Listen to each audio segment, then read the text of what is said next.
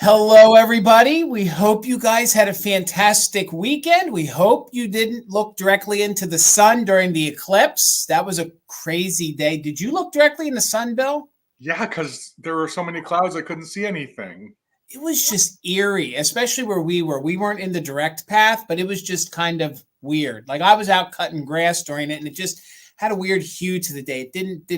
You weren't in the direct path either in New Jersey where you were, right? You were kind of we were supposed to be like 92% or something okay. like that. But there's not gonna be another one in our area till like the 2070. So I gotta travel around the world because that was a disappointing last eclipse for me. I hear you. I hear you. Wow.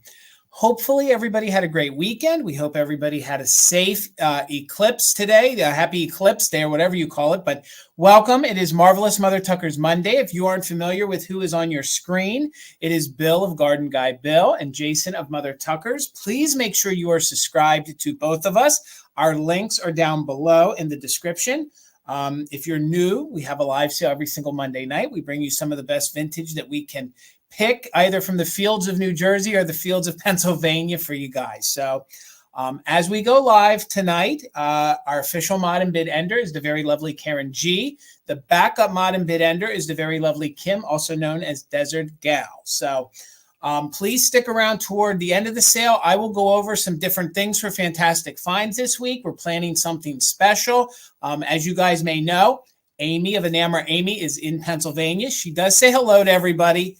And as we speak, she's getting a VIP visit and gets to shop Mother Tucker's during the twilight hours. So she's up there shopping right now, but she says hello to everybody. Why don't I ever have that opportunity? You know you can go. Oh my God, Bill, you've had the key to being there by yourself. You're double VIP. I mean, oh my gosh. So, but please stay tuned for that. And we'll talk about the vamp sale that Tina will be doing coming up soon. So let's say hello to everybody. And then Bill's going to explain how the sale is going to work. And then we're going to jump right into it. So the first person in the chat is the very lovely Melissa. How are you, Melissa? So good to see you tonight. Hello, Terry. It's always good to see you. Happy Eclipse Monday. Exactly. With the rocket ship. Absolutely agree. Again, I hope you all had a good day. They were saying some gas stations were running out of gas because of tourists and stuff. Yeah, up around Erie, Pennsylvania, it got crazy. So hello, Lisa. So good to see you. There is our friend Tracy, Artsy Fartsy. Always good to see you, Tracy. Hopefully you're doing well. Hello, Karen Kennedy. How are you? Meow, meow. Hopefully you're doing well. There she is, Karen G, the one, the only bid ender for Mother Tucker's Antiques. It's so good to see you. Hopefully you are doing well. How are you, Shannon? Welcome in, everybody. Again, I hope you guys had a great weekend. It's starting to get a little warmer. It's starting to feel like spring. There he is. I'm a snapping fool. It is my man, Gavin of Grady Group of Vintage Recordings. If you are not following him, you're missing out. He'll be your YouTube DJ. He has a phenomenal channel. He plays music, plays it on vinyl, and plays it on a turntable. They also spotlight other resellers here on YouTube, things that they've purchased, and it's just a phenomenal YouTube channel. So please make sure you're subscribed. And Karen, if you could put his link in there, we'd greatly appreciate it. Let's get him some more subscribers. There she is, my mother, Linda Hellman. Looking forward, Bill, to meeting you this week. She's looking forward to it. See who else is in here with us tonight. There is our friend Beth C. Vintage. So good to see you guys. I hope you're following her. She is a very good vamp seller. Same name over there. So please give her a follow on Vamp. There she is, Aunt Kiki. Good to see you. How are you? Oh, wait, look. It's her and her husband's anniversary today. Congratulations. Happy anniversary. I don't know that I have. Hold on here. I don't know that I have anything. We all know what you're going to put up, Jason. So this is all I have. And Kiki, this is all we have. We're a low budget channel. So over here on Mother Tucker's, anytime we're celebrating something, we just call it Happy Birthday, Bill. So congratulations, guys, on the milestone. There is our friend Deborah. So good to see you, Deborah Williams. I feel like I missed one or two names in here. I did. It jumped. Hello, Karen Radford. So good to see you. There she is, Philomena. How are you? Spanning the globe. It's so good to see you. There's our friend Dawn. Welcome in. Hello, Deanna. It's good to see you here tonight. Melissa, I don't know if I said hello to you yet, but I did see you further up in the chat. If I did already, we're saying it again. So it's good to see you, Melissa. Hopefully you're doing well. Hello, Brad. How are you, sir? It's always great to see you. There she is, our friend Chris, checking in from Colorado, also known as my broom closet. I hope you're doing well, friend. It's always good to see you. Let's see who else is in here with us in here tonight. I think we have a short hello list. We do. So let me unhighlight that. Again, guys, welcome in. This is Marvelous Mother Tucker's Monday. Bill's going to explain to us how the sale is going to work. Then we're going to jump right into it. So, Bill, take it away. This will be a quick one. It will be a quick one because everyone here knows what I'm about to say, but I'm going to say it real quickly anyway, just in case. You all know we do everything in the chat. You want to be in the best version of the chat possible. That means your device should say live chat, all messages. If you see that it says top chat, use the little toggle switch to change it over to all messages and live chat. If you are lagging, if you seem like, things are not happening at the same speed that you're seeing them, you can actually refresh your YouTube. One way you can do that is close out the app, click back on YouTube, click back on the sale, make sure that little red line is all the way over to the right, and you should be caught up. You could also change your settings, your playback speed settings. You do that by clicking the little gear icon. It might be down at the bottom if you're on a computer. If you're on a device, if you tap on my face, it should come up here in the corner, and you can choose the setting playback speeds and change it to 2 times. That will help you get caught up to where we're at. If you have any questions about that, if any of that wasn't clear, just pop it in the chat. One of our wonderful chatters will answer it for you. Probably multiple people will answer it for you. We love to engage. So if you're hanging out in the background, let us know you're here. We like to say hi to you. We like to build community here. And we also use the chat for questions. If you have any questions about the items that we're selling today, we do have vintage items. So they have had a life. If you have questions about them, feel free to ask while we're still explaining them. It's the best time to get your questions about condition, about history, and maybe you know some history about it. That all goes into the chat. We're really happy to engage that way. So we do have 15 rounds of offer up items tonight. What that means is we'll show you an item. We'll start describing it. We'll say what the start price is. Jason will pin it where our names are right now. And if anyone's interested, you can start bidding in $1 increments at that start price or above. We're going to tell you a little history if we know it. We're going to ask you if you know anything about it. I have some things today I'm hoping to learn some things about. And we're going to tell you any condition issues that we think you should know about. After we see a few bids, if any, we will announce a countdown. We will do 20-second countdowns here. So we'll count down from 20. And as we're counting down, bids can continue to come in. And at the end of the countdown, we will say bid end. And our official bid ender, Karen Gillette, with a little daisy icon, will type the words bid end into the chat. And the highest bid that came in before the bid end is the person who claims the item. Now, if you're here for an item and you really want it, or you see an item that you didn't know we were bringing, but we're bringing it and you really want it, you can optimize your ability to get that item by using an option that we call just in case. A just in case bid is the highest amount you'd be willing to pay for an item. And it gives you the opportunity to throw that highest amount out, but not necessarily have to pay that high amount. So if you're interested in letting us know what your maximum amount you'd be willing to bid might be, you would type the letters JIC with that maximum amount into the chat. Now, that's not necessarily your bid. What's going to happen is if you had the highest JIC before the bid end, we will look at the next highest bid or the next highest just in case, and we will increase it by $1. So your bid will become $1 over the next highest bid or the next highest just in case. It's really a great opportunity to maximize your chance of getting something. I use it all the time when I'm shopping. We do ask 2 things, though, if you use the just in case. The first thing is that you be an active bidder, meaning you don't just pop a just in case in out of the blue. You have to have had at least one actual bid before you use the just in case. The other thing that we ask is that you use it only during the countdown. We can't acknowledge any just in cases that come in before the countdown.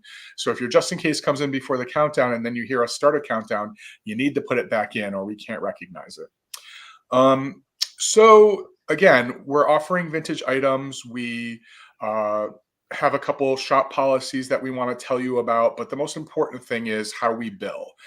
We both use PayPal as our form of payment. We use an invoicing system through PayPal, and you do not need a PayPal account in order to pay an invoice. In fact, we're going to send you a link in an email, And you can click on that link. And if you don't have a PayPal account, you don't need to create one. You don't need to log in. You can check out as a guest. And when you're checking out as a guest, you can even use your Venmo account to check out with PayPal. But PayPal is our preferred and only form of invoicing because it protects both you and us in the event that something might happen with the purchase. So it's just a smart thing to do. We also both use an online service called Pirate Ship. Pirate Ship allows us to get deep discounts on postal service and UPS shipping. Jason and I both ship to the US and Canada. That's the only, right now, those are the only places we will ship. If you do claim an item tonight, we need some information from you in order to generate that invoice. These are the 4 pieces of information we need: your YouTube name, your real name, shipping address, and PayPal email address. You can take a screenshot of it. And if you've never worked with us before, you can actually email both of us right now in the same email and pre-register so that we have it for the future. But those 4 pieces of information allow us to send you an invoice that you can use to check out with. We do appreciate payment within 24 to 48 hours of invoicing. We like to get things to you as soon as we can. And we just want to remind you that if you do put a bid out there, just know that that is a commitment to pay. So we would appreciate that. So I think that's everything we need to say about the sale, except a little bit about us, the particulars you need to know about us. My name's Bill, Garden Guy Bill. If you don't know me, I ship from the Garden State, Northern New Jersey. Typically I invoice next day, but this week, because of all of the amazing things happening at Mother Tucker's this week, I will be invoicing on Thursday evening. All right. And I think that's it. All right. I don't have a ton of sales this week, but I will still be doing all of my invoicing and packaging on Saturday. So you will receive an email from us on Saturday, usually afternoon, early evening. I do offer free pickup at the brick and mortar in Central Pennsylvania. If you want to utilize that, just email me. We'll communicate via the email. Once the invoice is paid, then we'll communicate, like I said, on getting it up to the shop. Bill covered everything else for me. But again, I ship out of Pennsylvania, and you won't get an invoice from me until Saturday. So we did have a few folks jump in. Let's say hello to some people. I take it on good authority that today is Mary Beth's birthday. So you know what that means, Bill, don't you? Twice in one. Oh, twice in one night. Happy birthday. It's Happy so birthday, good. So good that you spend some of your birthday evening here with us. So happy birthday, Mary Beth. And I had a few more people jump in. Hello, Steel Whisper. It's so good to see you. There she is, our backup mod and bid ender for the evening. Kim of Desert Gal. Hello, Sandra. It's so good to see you. Hello, Debbie Gutierrez. She's in the house with us. How are you? Hello, Marie. Welcome in. It's so good to see you. Hello, Glowy Girl. How are you? There's our friend checking in from New York State, the one, the only Noel. Good to see you. Hello, Peppermint Patty. I love me a good Peppermint Patty. It's so good to see you. See who else is in here. Hello, Buttermilk and Cream. How are you? Hopefully you guys had a great weekend. And I'm getting back up here because I want to say hello to Jameen. It's so good to see you, Jameen. Welcome back. So happy you're here joining us again. And I think that's everybody. So you know what? We got that done pretty quick. Oh, there's Cute Fluff. So good to see you, Cute Fluff. How are you, Shannon? Good to see you. There you are, Bug. Mediocre Arts and Crafts. I love that name. Good to see you. We got Whistle Robin checking in. How are you, Gloria? So good to see you. Lillian's just checking in with us. It's so good to see all of our friends hopping in here with us tonight. I think I got everybody, and I think we're going to be under the 15-minute mark, which means we're keeping our promise to ourselves, Bill. So let's get it started. Bill's going to go first. We got 15 rounds of fun for you. All right, sir. Jason, I know what I'm bringing for breakfast for the road tomorrow. So Okay. when we're driving around, I'm bringing a patties. package of peppermint patties. Oh my God. So good. That's good. All right. I'm just going to start out with one of my crazy rounds. Okay. $8, Jason. All right. And many of you know that I can't say no to these things because I love them. And while it's not necessarily living up to the crazy creamer guy name that I've made for myself, it is the cutest little Royal Staffordshire gravy boat that you have ever seen. This is in that really famous pattern. I brought a couple before of the little pictures called Tonquin. How beautiful is that? Gorgeous. But it's kind of like a mini one. It's really, really cute. I love it. It is, I can never find these. It is a good size. Let me just tell you that. Whatever size it is a good size. Oh, it is 3 inches tall and 6 inches across. And it's gorgeous. Look at this little scene on it. The green transfer has me completely in Isn't awe it? because you normally do not see green transfer wear. So they come in red, they come in blue, they come in brown. I'm a fan of all of them, but the green is super, super pretty. Mm-hmm. And what's more, it's a gravy boat So good. with the underplate. So good. The underplate comes with it. Yeah, it's really sweet. And again, obviously, there's lots of things you can do with it, including display it. But imagine doing something creative in it with arrangement, a pin cushion, all the things that people do. Pouring a candle in it. Lots of different things you can do. Putting your beaded flower in it, because you're all making beaded flowers in your basements, I know, because it's so easy to do. Right. I was making fun of you, Jason. I know. Well, I was also looking down that Jameen says that you're a packing pro. Oh, thank you, Jameen. I try, because my hands are bloody today. I've been packing all day. Half the people in the chat know, because they just got invoices from me like a half an hour ago. Yeah. And this is good, hardy porcelain. You know, It really it is. I mean, you can actually use this on your table still. It doesn't even look like it has a lot of crazing on it. No, and it's funny because for some reason, I'm always attracted to this transferware, the Tonquin pattern, and I always find little chips in them. They're just little things, Right? And I've never seen the gravy boat before. This is the first one I had, and it's in great condition. I don't have any. I don't see crazing. I don't see any chips or cracks. It's just really, really good. So fun. I mean, imagine. I've never been at the house where they use this for the party. That would be fun. So I'm going to go ahead and start a countdown. Thank you all for your bids.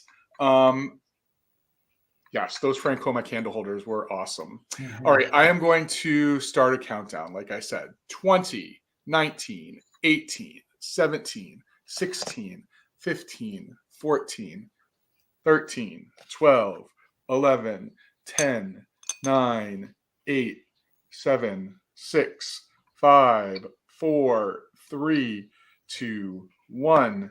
Bid end. So if you all just noticed, I couldn't remember the number 13. And I blame Jason because he's had me working overtime the last couple of days to get the store ready. I'm just exhausted. I've been on the road and pricing and Welcome to the life of Mother Tucker's, Bill. Welcome to the life of Mother Tucker's. Well, this isn't even one serving of gravy for me. This is like, I would need 4 of these. Oh my God. All right. So you had Melissa with the just in case and then Sandra. So Melissa for 13. And Philomena says this artist is it's the most famous artist for Royal Staffordshire. Okay. So that was Sandra for 13. Oh, no, Melissa for 13. No, Melissa for 13. Thank you, everyone. Thank you. And hello, Mama Pam. So good to see you. And before I do get started, Kim, please make sure you put your link in. I didn't get a chance to say that earlier. So please make sure you're following Kim Desert Gal. She is a vamp seller. She also has her own eBay shop. So please give her a follow. And Kim, if you could put your link in at some time, I would greatly appreciate it. Let's get you some more followers. All right, $10 for my first item. And usually every time I'm with Bill or Amy, I like to try to, but I haven't been able to lately, find myself like a little pixie or a little fairy. So truth be told, I can't tell you how old this is because I could not find it, okay? It is made of porcelain, and it is all white. So it is white, and it is made of porcelain. It's this cute little fairy, and it has this cute little flower, and this could be used as a little votive holder. It could be used as a little jewelry catcher, maybe a little gum catcher, whatever you want, or just this cute little figurine. I feel like my light's a little hot tonight. Let's turn that down a notch. So it's in very good condition. Again, it's a bisque porcelain figurine. It's very detailed. They even detailed up the wings really good. It has a little flower style cap on it. No chips, no cracks. There is no manufacturer on the bottom. There's no sticker. I tried to Google image it. I got a whole bunch of different. Thank you so much, Lisa. I see your 10. I got a bunch of different figurine companies that it could have been, but this is just darling, and it's got really good detail there on the face. So I don't think this is necessarily a contemporary piece, but I don't know how old it is. So again, it has a little daisy there that you guys could, use it to hold your ring, maybe when you wash the dishes, maybe at night. You could put a little votive in there if you want to. Thank you so much. Add to cart. The dimensions on it, it's a nice size. It's about 4 inches tall by about 4 inches wide. So Again, no chips, no cracks. Look at the little fairy boots. I mean, it is really detailed, you guys, even down there on the feet. No chips, no cracks. So let me put some black paper behind it here. Let's get in here so you guys can see the great details. It has this cute little child-style face. Like I said, it has almost like the flower-style cap. And then again, I actually thought when I found it, although I know that's not the case, I wondered if it was an earring holder. You know how usually they had holes that you could pop your earrings in. I don't think you would do that, although if you felt that it wouldn't hurt the porcelain, you could probably do that. But very good condition, something unique. If anyone knows the manufacturer, please let me know. I could not find any, but I think it'll look good in any little fairy garden, any pixie garden, Disney, or just put it bedside or by the sink and use it as a little jewelry catcher. So add to cart is in at 11. We're looking for 12 or more. So let's count it down from 20, 19, 18, 17, 16, 15, 14, 13, 12, 11, 10, 9, 8, 7, 6, 5, 4, 3, 2, 1. Bid end. Again, it's 4x4, so it is a nice size.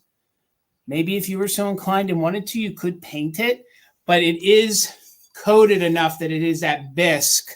It is that bisque style figurine, so it's not like unfinished, porcelain or anything. So thank you all for the bids. I see you, Lisa, at 12. Add to cart, Noel. Then add to cart is back at 16, right before the bid end from Karen G. Ooh, they came in right there at the end. So congratulations. Add to cart. It is yours for $16.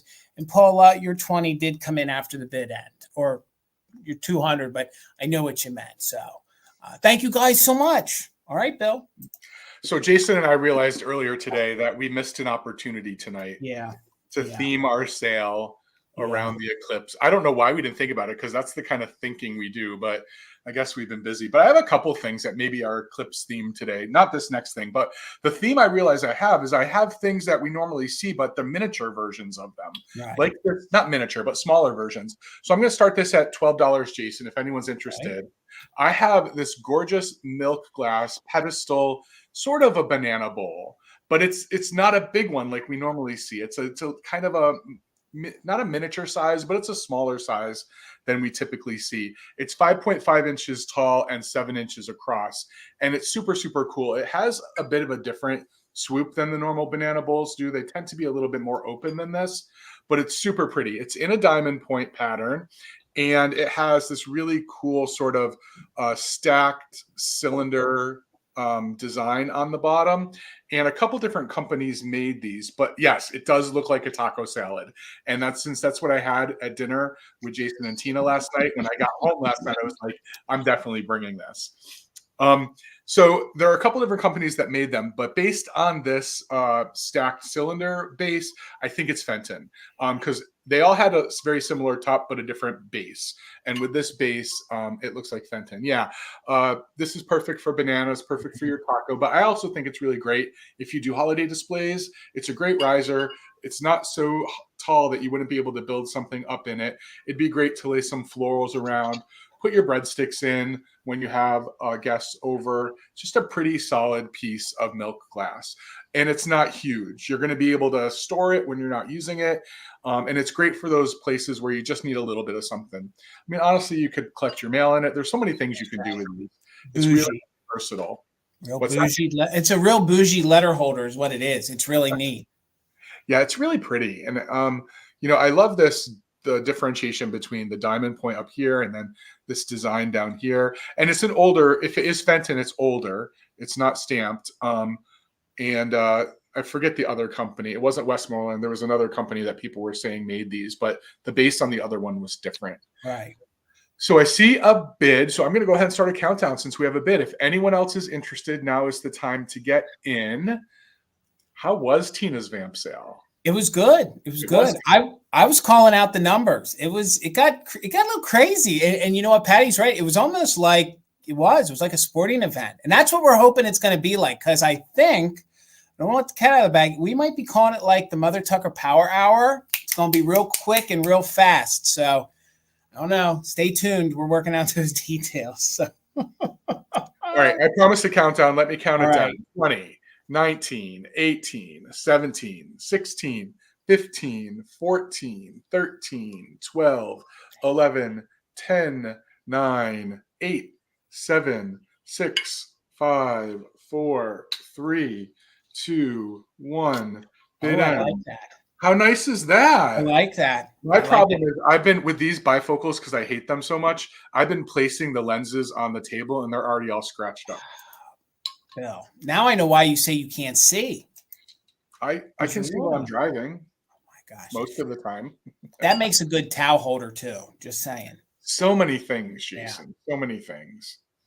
So thank you for the bid. And Karen Gillette, Noel, with your 21, it is coming to you. Thank you so much. All right, gang. It's been a hot minute, and I miss selling them at Choice. And actually Tina found two, so it'll be $10 Choice. I have toothpick holders, and these are some fun mid-century style ones. I do believe that they were made by LG Wright, the original pattern, but then I think I think it was Kanawaha. So I think these are Kanawaha because usually when Kanawaha made them, the sawtooth at the top was not as well defined as LG Wright. They kind of flattened out the top a little bit when they made them. So I believe these are probably late 60s, 1970s Kanawaha. So these are toothpick holders or match holders. They are big enough that you can get a votive halfway down. So if you had one of the little battery operated tea lights, you could pop it in about halfway down and the flame would just stick up. So they are large enough for that. But they have this great scroll pattern,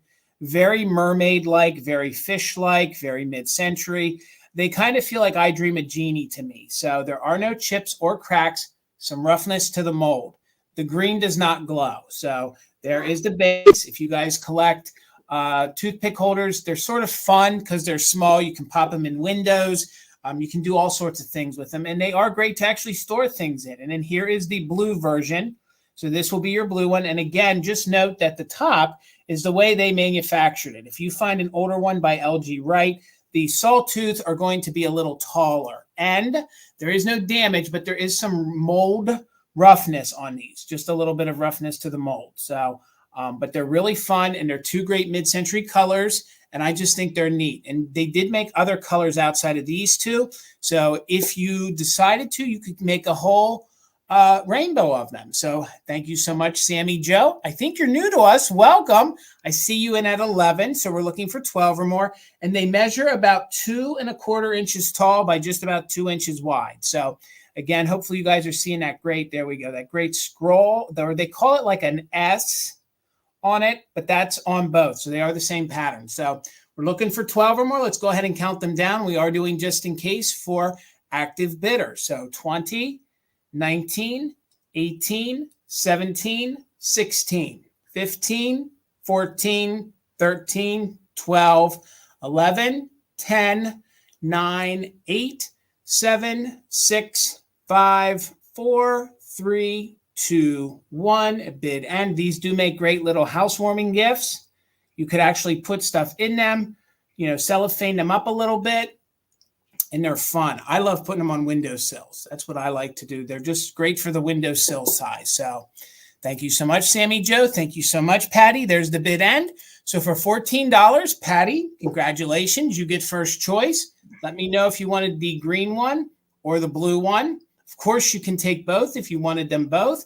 Backup will be Sammy Joe.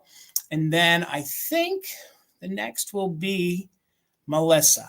So it'll go in that order. Patty gets first choice. She can either pick both of them. All right. Thank you so much, Patty, and congratulations. All right, Bill. Thank you, Noel. I noted your request from the last round. Very sweet. I appreciate that. Happy birthday again to Mary Beth. Yes. I was going to say something, and now I can't remember. I'll remember. Oh, those toothpick holders remind me of something. Okay. I don't know how many of you were around just under a year last year where Jason and I had our epic quintessential mermaid bathroom sale. Yes. And it was so fun. I have been trying to get this guy to put another one on the calendar, but he keeps selling all the things that should go to the sale. I need your help, everyone in the chat. I need your help. If you want to see the mermaid bathroom sale again, tell this guy he's got to save his stuff for that sale. If you don't want us to do it again, that's fine. I will just take the 3 boxes of amazing things I've been collecting over the last year for the mermaid bathroom sale, and I don't know what I'll do with them. I'm telling you, Bill, we're going to do a 1-year anniversary, and we can't till June. June's our 1 year. So I'll have plenty of fish and mermaid style things for a mermaid sale. Trust me. Trust me. Trust me. Yeah, those words, trust me, have never really gotten me far in life, Jason. Oh my God, they can with me. You can't tell me you don't trust his face. So, Lisa, we will, I promise. And now you say that, and I have a mermaid thing tonight, full on mermaid thing tonight. So, I feel like this was set up. All right, moving on. I have a cool round starting at $8. Not what you might think we might bring to a sale like this, but there's a method to my madness. I have an issue of Popular Mechanics magazine from September, I think it was, September 1950. It is still in the plastic that it was mailed in to whoever was the recipient. Now, there is a little bit of tearing in the plastic, but there are a couple reasons why I brought this. First of all, the graphic on the front is amazing. Look at this vehicle. Yeah. Jason, can we find one of those and drive around in that tomorrow? I absolutely would if I could find one. It looks like a spaceship with wheels. I love it. It's so good. And the paper appears to be in really good condition. I mean, again, there's a little tear down here in the plastic, but the paper is in good position. But what's really great about this is that, and this is smart, because it came sealed, they actually put the table of contents on the outside so you could see what was in it.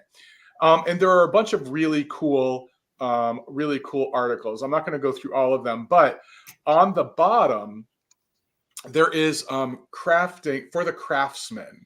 And so you could make pine needle baskets. There's a recipe for that. Adapt your camera, shopping for power tools, just a lot of fun things. But that's not the reason I actually picked it up to begin with. The reason I picked it up to begin with is this. This is a cigarette advertising. And what they did is they interviewed all these famous to semi-famous people and got quotes from them about how great Camels were and why everyone should be smoking Camels. Like this one guy, Bob Maxwell, a disc jockey. I chose him on purpose. He says, "My voice gets a steady workout. My throat welcomes Camel's mildness." How funny is that? Ralph Bellamy. He's a famous actor, isn't he? Ralph Bellamy? I think so. He says, "Throat irritation doesn't go in show business. Camels agree with my throat." I just think it's so interesting. Like Audrey Beckman, she is a rifle champion. A rifle champion. All right. Camels certainly score a hit with my taste, and they're so mild. I just think that just based on what's on the outside, there've got to be so many. This has got to be like a little, what do you call those things? Like time capsule of a time in history, in American history, probably. This is probably very focused on American history. That's never been opened or read by anyone. But this is actually the thing that caused me to buy it to begin with. All of these famous people, newscasters, athletes, movie stars, lots of different people. Really fun. So I see a bid, so I'm going to go ahead and count it down, but I think it's super, super fun. And who knows what's on the inside? True. I mean, you kind of know because there's a table of contents, but you don't know what it says. There's got to be good ads in there. And what year is it again, Bill? It's September 1950. So it's that really interesting time, transition time. Right. Cute Fluff says, "I wonder how they passed away." I don't know. No, camels were mild. They all say so. Every single person says they're mild. So you don't think they were paid to do that, do you, Bill? Jason, they didn't do that. I'm going to sort of count down. So if anyone else is interested, now is the time to get in. Congratulations, Lisa. That's a big accomplishment. 20, 19, 18, 17, 16, 15, 14, 13, 12, 11, 10, 9, 8, 7, 6, 5, 4, 3, 2, 1. Bid end. Oh, Patty. That is the kind of truck that might take somebody down. You are right, Patty. or a small village of people too. It's a big truck. Thank you for the bid end, Karen. Peppermint Patty, congratulations. You're going to have the privilege of being the first person to open this and see what's inside. It's going to be so fun. There's a few folks that jumped in I want to say hello to real quick. Let's recognize some other shops in the community. Hello, Jennifer, Junebug Vintage. Hopefully you guys are following her. She does do whatnot sales. She does sell over on Instagram. Please follow her. Hello, Lisa Green. It's so good to see you. Hopefully you're well. Hello, Steph. Hopefully you guys are following her. Same name, same channel. David, it was a pleasure meeting you. I think you're the fella I met at the market on Sunday. It was really good seeing you. They say I'm 6 feet, 6'7". They say I'm 6'7". So who else popped in? I want to please follow Helen. And Helen, I hope you're feeling well. I've been thinking about you. Hopefully you are feeling well. And please give our friend Helen, the New England thrifter, a follow. We'd greatly appreciate it. So my next round is going to start at $12. If you guys had seen, I had little pink baskets in my reel. I discovered they had damage, so I pulled them from the sale. So instead of offering that, I have this mid-century piece of like California pottery. This is a little Roseland figurine. It is in very good condition. These are very collectible. Again, this is from the mid-century. It has these great little blue rhinestone eyes that are still intact, and it's getting a little washed out, but they always sort of repeated and airbrushed the color on it a little bit. They did come in pink. They came in different animals, all sorts of figurines. This one is actually stamped on the bottom, so I can officially tell you this is a Roseland figurine, USA. And somebody, and I think it's Grace, must have gifted it or got this in May 6th, I think, of 1959. So she signed it on the bottom. So if anybody's interested, it's this cute little terrier. I believe it's a little terrier dog, a little longer haired Scotty dog style. And it is in the matte bisque style. There is a little bit of paint wear here to the side, but no chips or cracks. And again, these are really collectible and they're getting a little harder to find. At least they are around here. So he measures about 4 inches tall. So he is about 4 inches tall. Karen, I see you in at 12. So we're looking for 13 or more. Again, there are no chips, there are no cracks. I love these because of the way they did the detailing. They made them in a bisque style, but they're heavily painted with an airbrush technique. And of course, who doesn't love a mid-century figurine that has rhinestones? And again, this one has the baby blue rhinestones. I've seen them that they were amber style. I've seen them in pink. Sometimes they're missing. This one is here. And he's just this cute little nugget as can be. And especially the ones that are signed on the bottom are even more collectible. I'm forgetting the other company that made these that some folks get confused with, but they were both California pottery companies, in that later after like Rio Hondo and things like that. But they're really fun. And once you get one, you're going to want to add more to your collection. So let's count the snooty little guy down. Is he, maybe he's a Shih Tzu? Now, I didn't use that for an excuse to swear. What do you think he is, Bill? Do you think he's a Schnauzer? Jason, dogs and colors. I don't know. Okay. All right. I don't know, but you're right, Q-Fluff. He's precious. So let's count him down. We are doing a Yorkshire? All right. That's what I was thinking, but I second guessed myself. So we'll count him down from, Schnauzer. All right. 20, 19, 18, 17, 16, 15, 14, 13, 12, 11, 10, 9, 8, 7, 6, 5, 4, 3, 2, 1. Bid end. Bug, with these eyes, he can see your soul. He knows exactly what you've done. I know what you did last summer. I know what you did, Bug. I can see you with my eyes. So yes, he can. But doggone is he cute. And he's going to look good in any kitschy mid-century.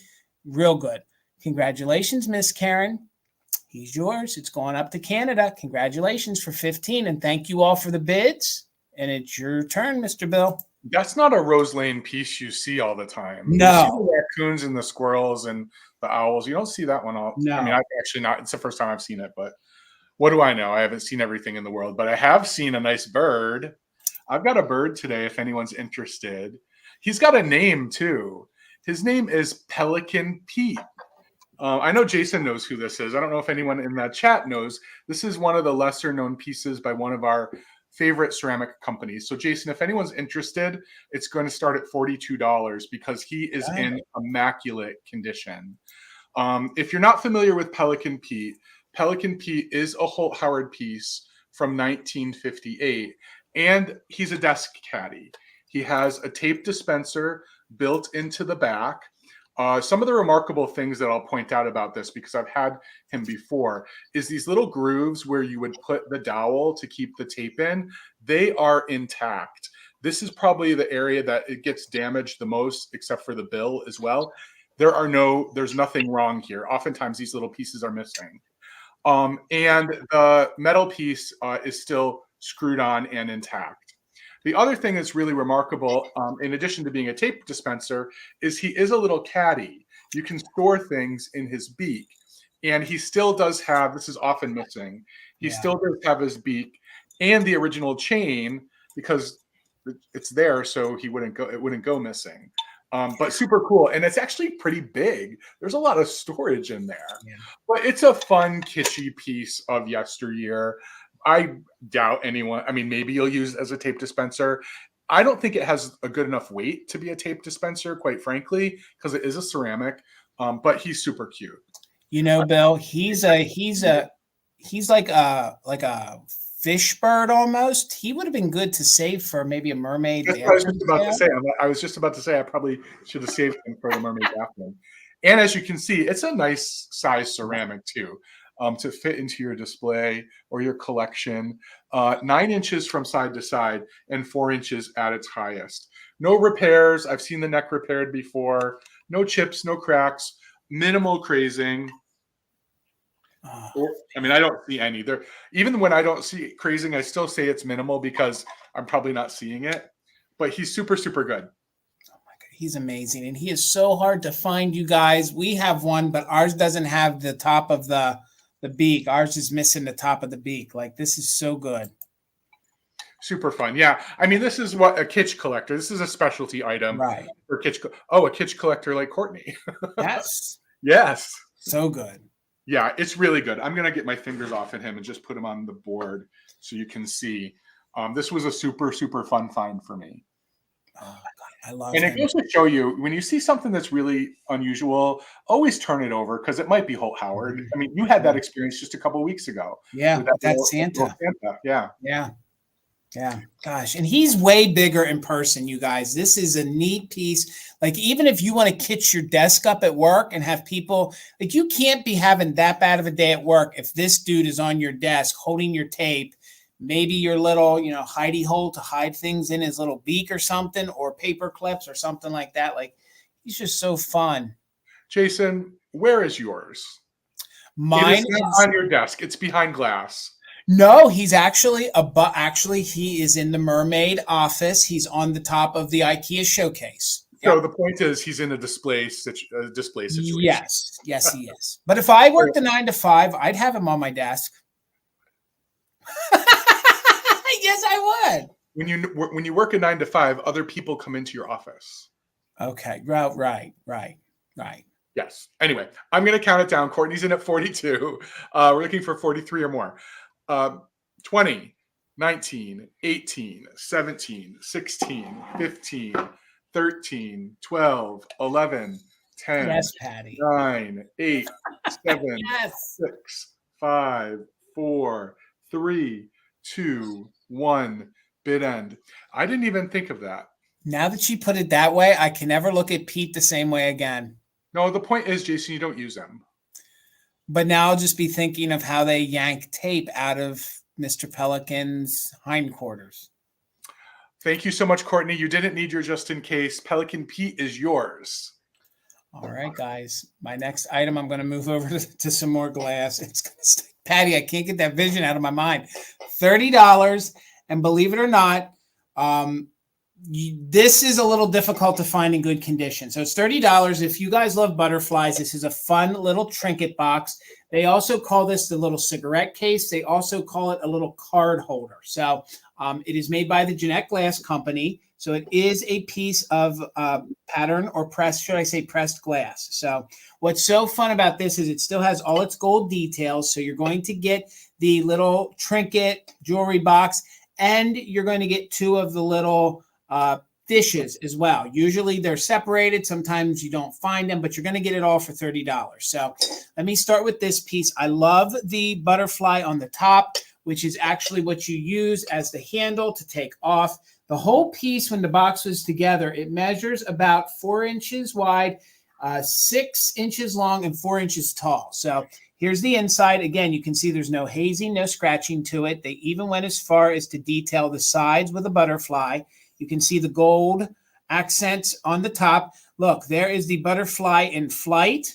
Then it repeats with the butterfly on this side. And you have the butterfly in flight. All of the feet are in good condition. There are no chips. So there is your inside piece. They did call this the cigarette box back in the day, but it also doubles as a little jewelry box, trinket box, or you could put your playing cards in there if you guys are into playing cards. So here's a great detail on the top. This just proves why you got to check the clear glass, because they made some really, really fun detailed, look at all that detailed pieces of clear glass. So again, this is made by the Jeanette Glass Company. No chips anywhere on the butterfly. All of the gold, you can barely see it. I'll hold my hand. This is all accented with gold here on the tips. All of it's there. There are no chips on the underside, and it's a very nice larger piece. So then you get these 2 little butterfly dishes. Look at the detail on that. They even went as far as to do great details on that. These are fun because these can be used as little trinket dishes.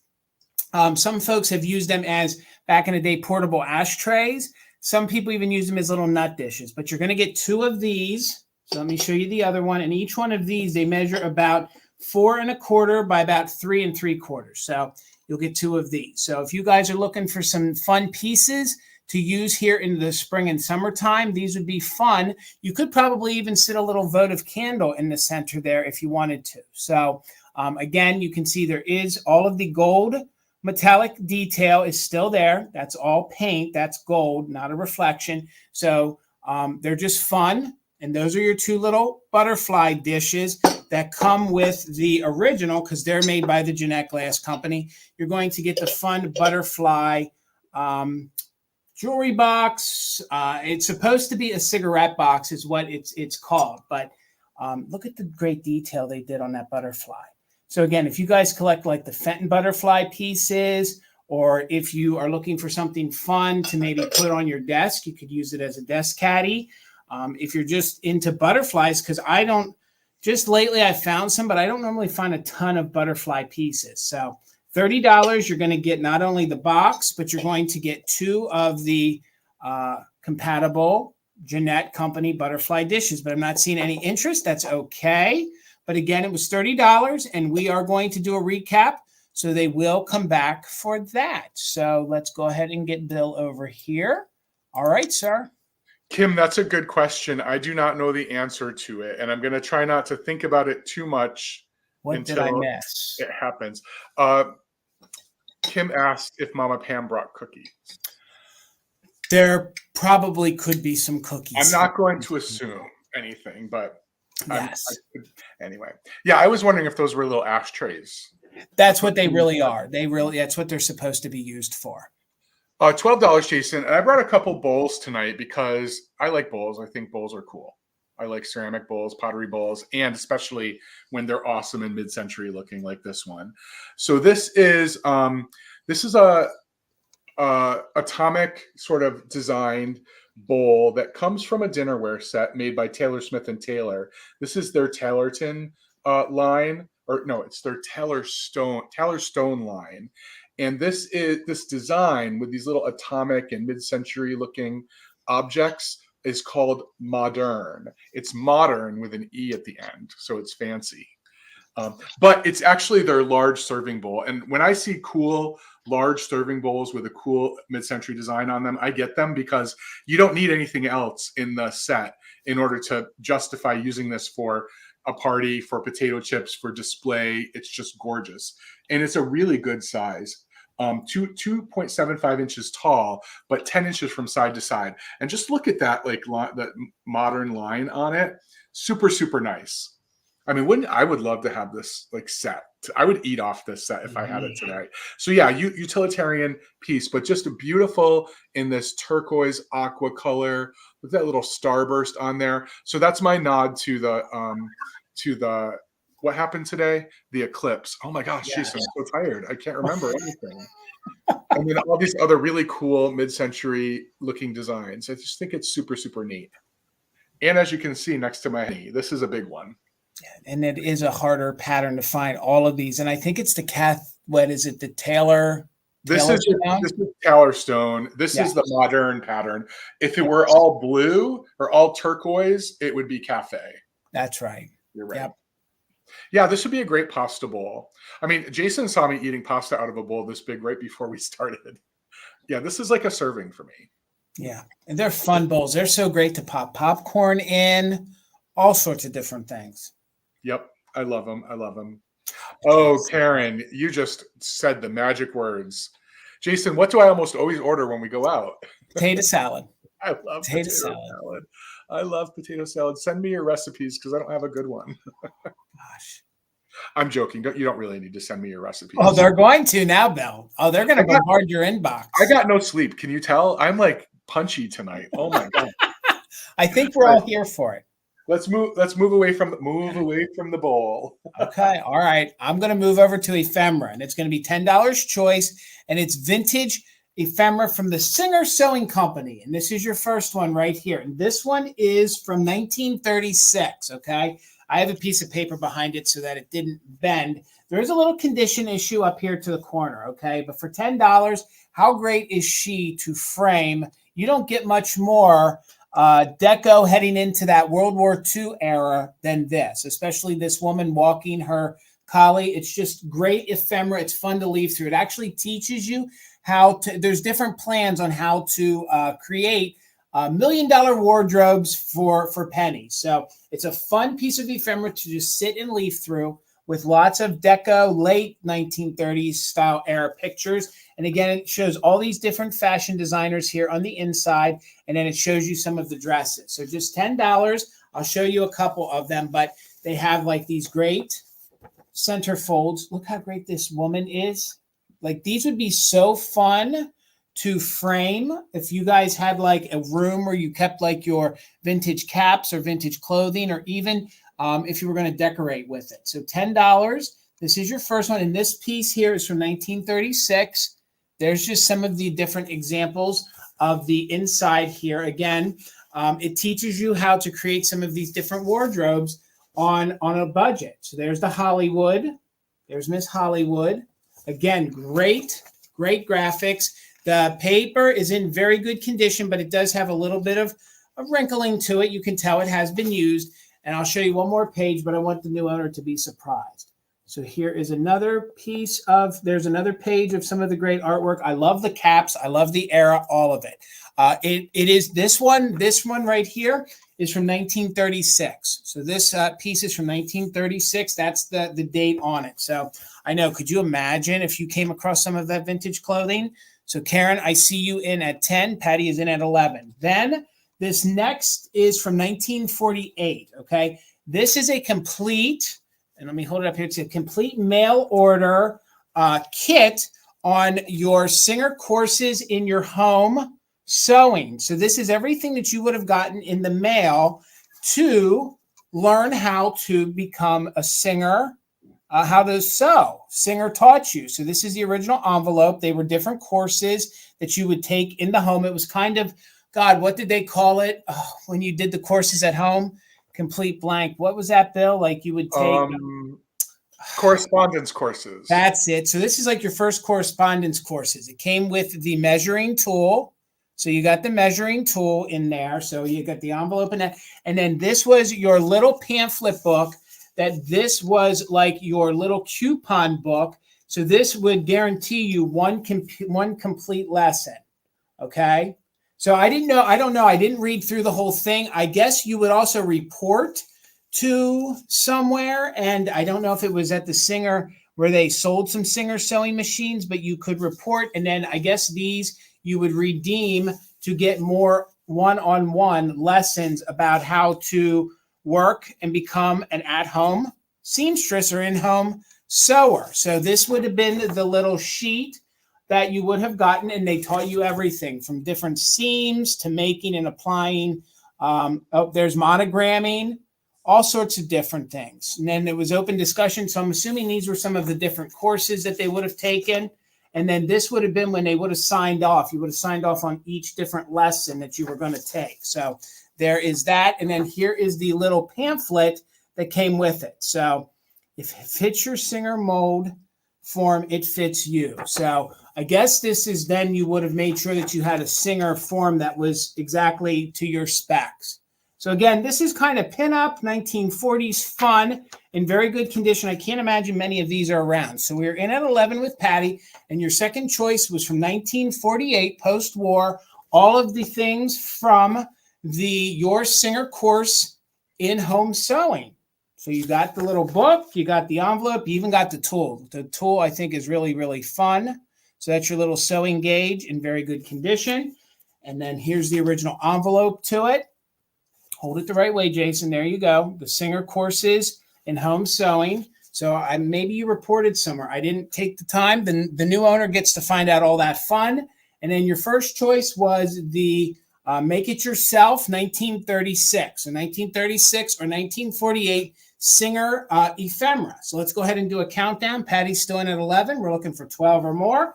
And bidders can use it just in case. So 20, 19, 18, 17, 16, 15, 14, 13, 12, 11, 10, 9, 8, 7, 6, 5, 4, 3, 2, 1. Bid end.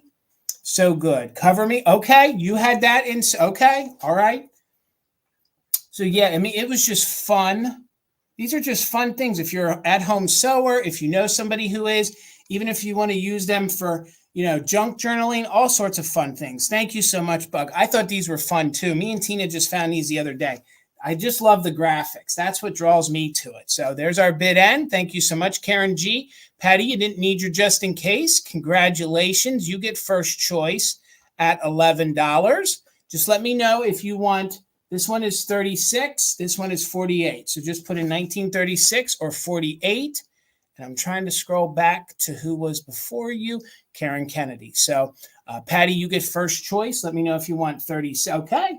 They are both yours, Miss Patty. Thank you so very much. All right, Bill. $14, Jason. All right. And as I said, I was out watching the eclipse today, being very disappointed, but gave me an opportunity to go check out some of my plants. And my roses aren't quite doing anything right now. I don't know if other people's are, but I love this because it is a picture of sort of the old roses, wild roses before hybridization. Super, super pretty.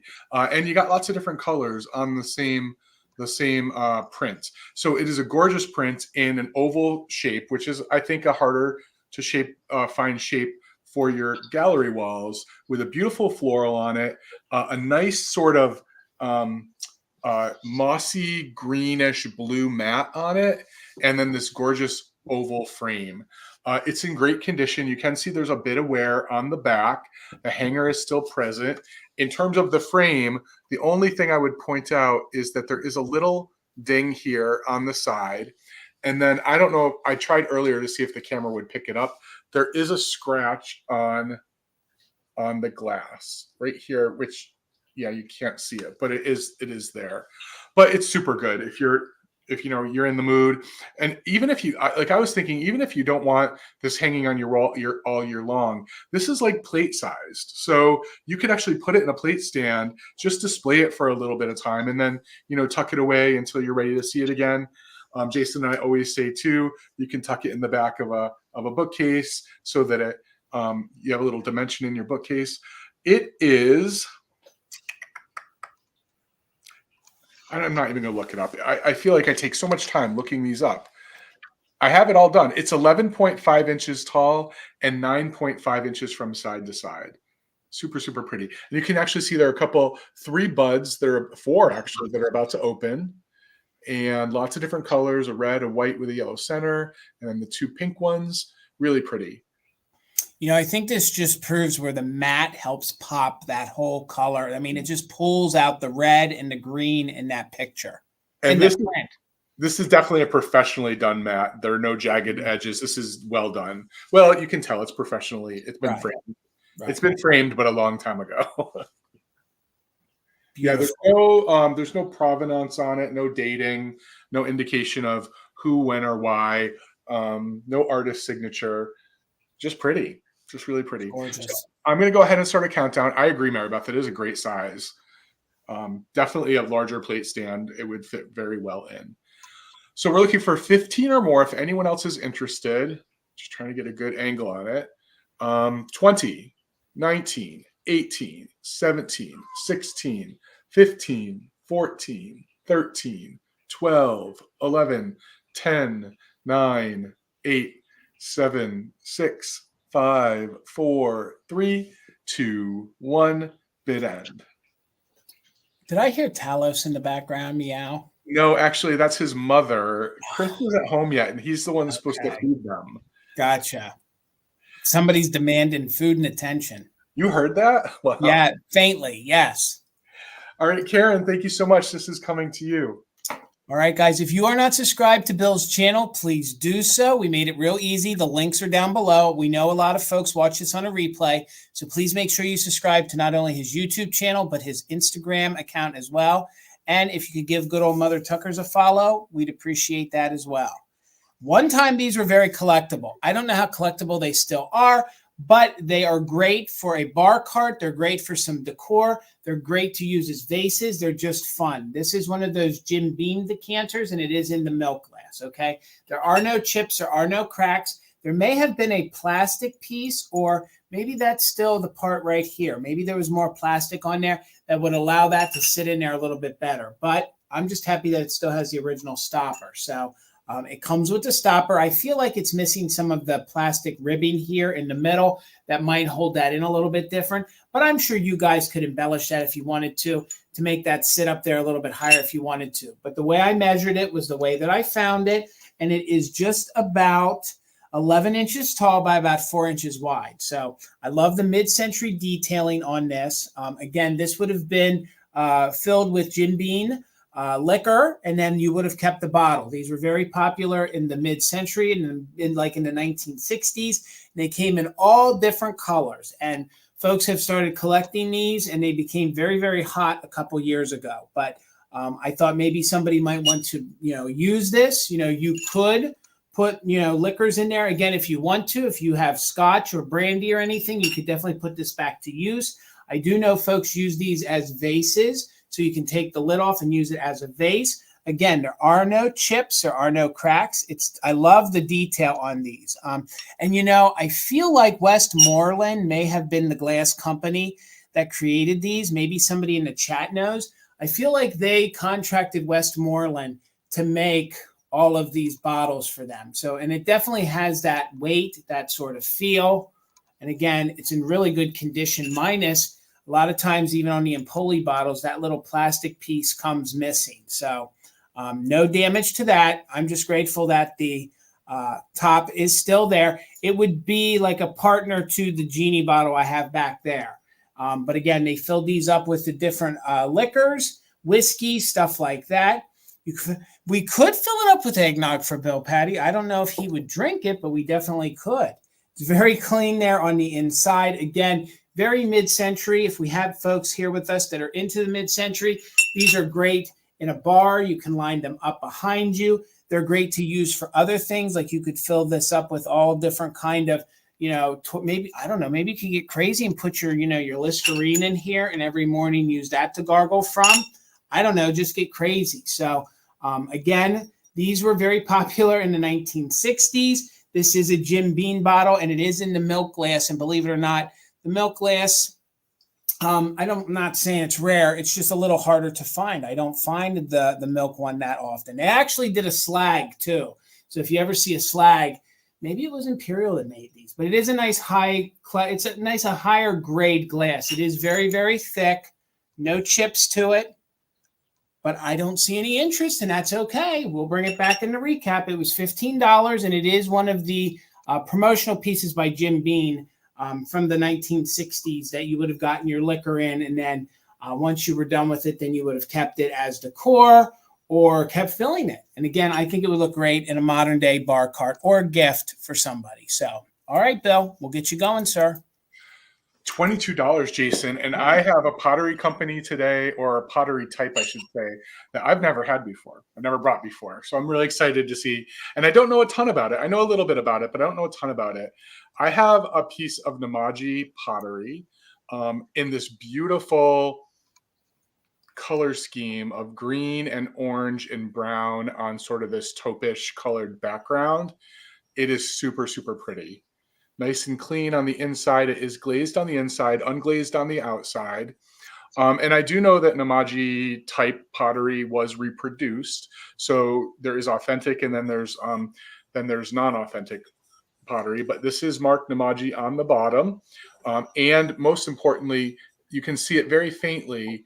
Impressed into the bottom of the bowl is the word Namaji, which I think is really important. And I think this is like from the Minnesota area. Is that right? I'm pretty sure.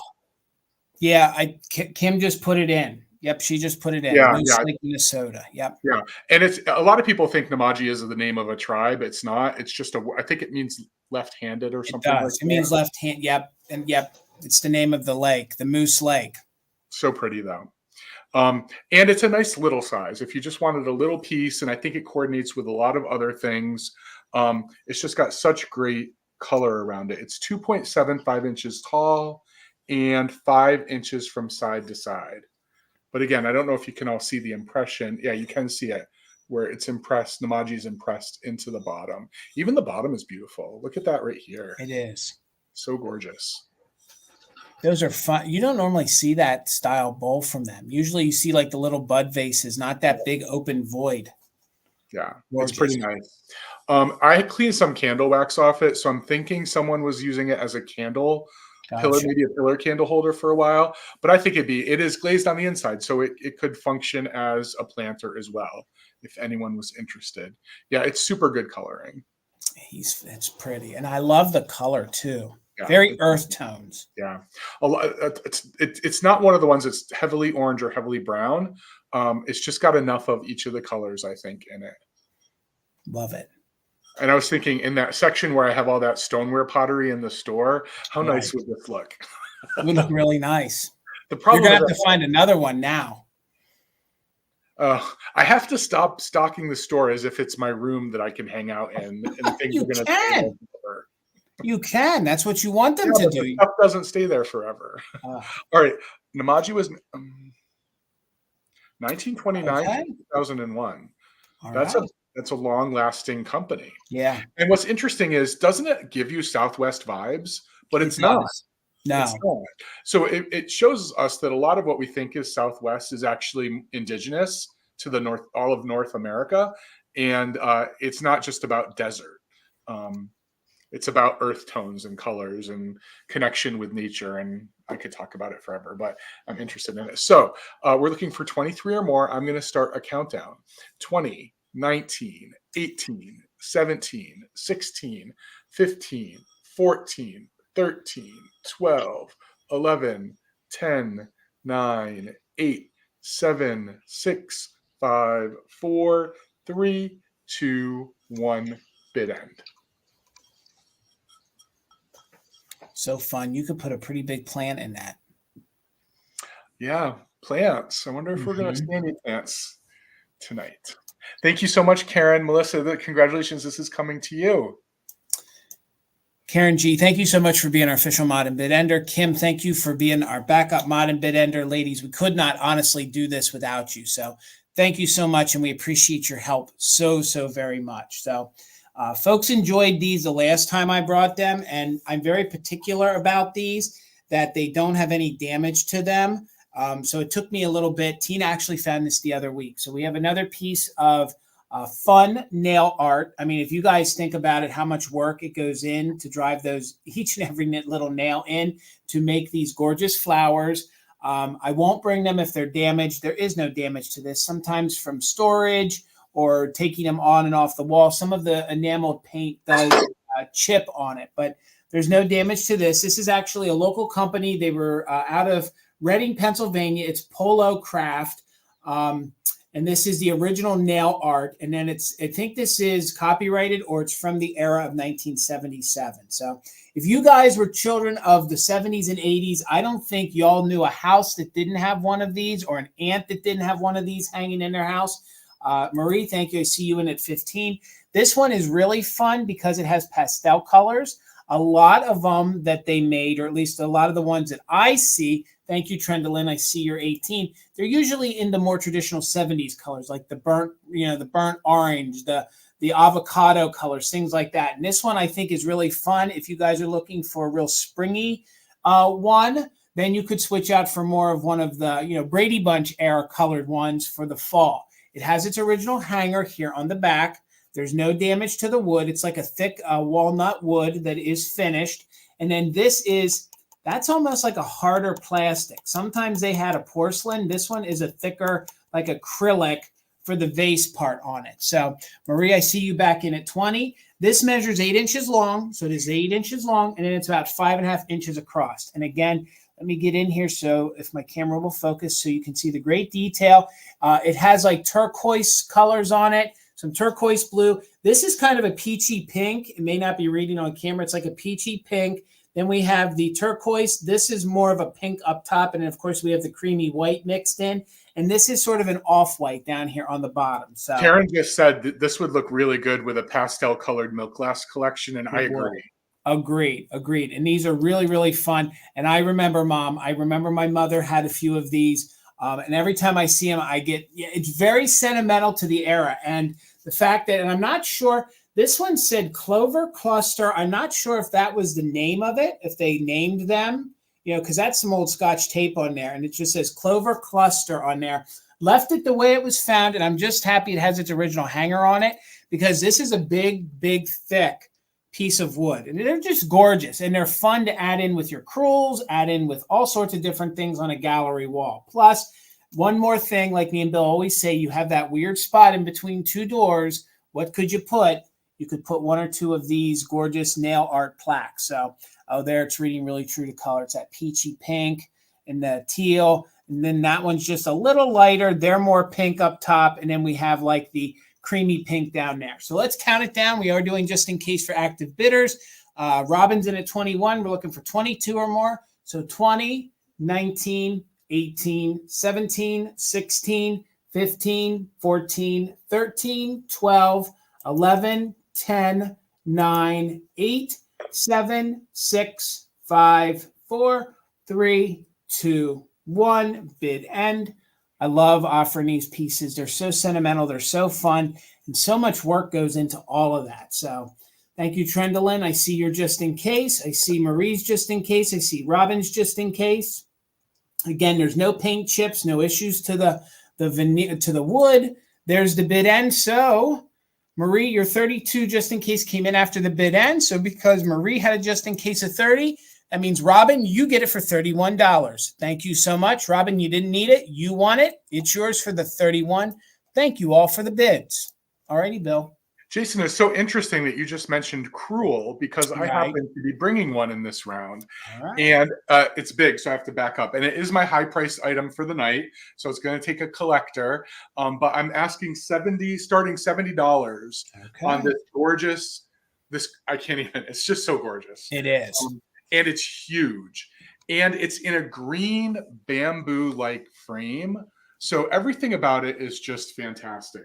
Let me start by just saying some things you should know about if you're interested.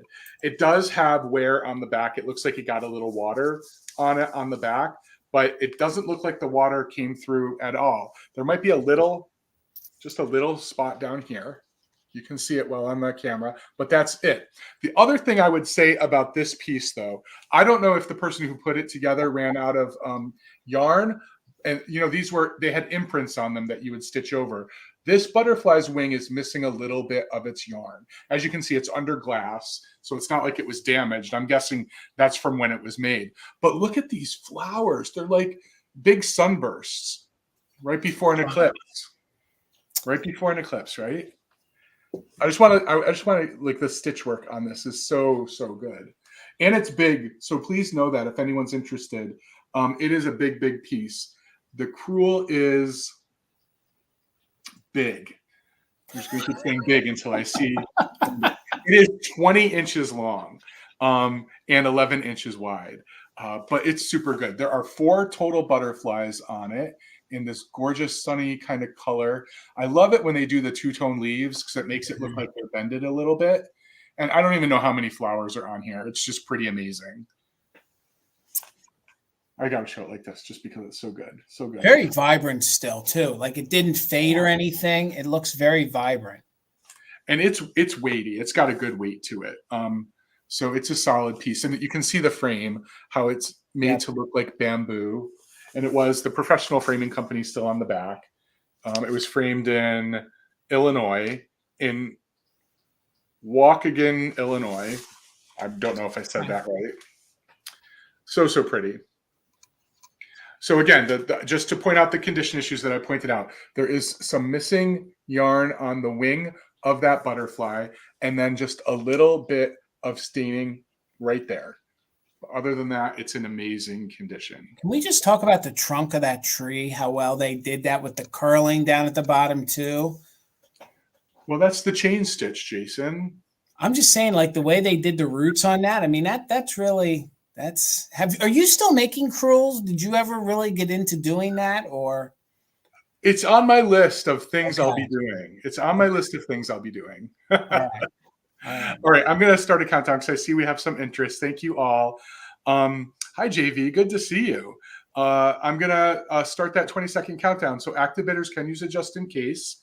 20, 19, 18, 17, 16, 15, 14, 13, 12, 11, 10, 9, 8, 7, 6, 5, 4, 3, 2, 1.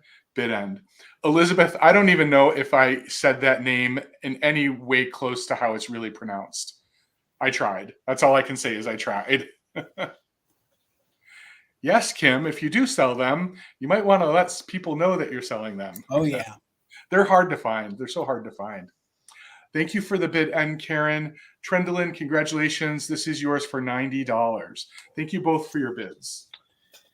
Yeah, Kim, if you have undone kits, they would definitely go quickly on Vamp. I'm sure they definitely would. So we're going to leave your mid-century Cruel Town, and we're going to go to little earlier Kitsch Town, and she might be missing her babies, but she's fabulous nonetheless.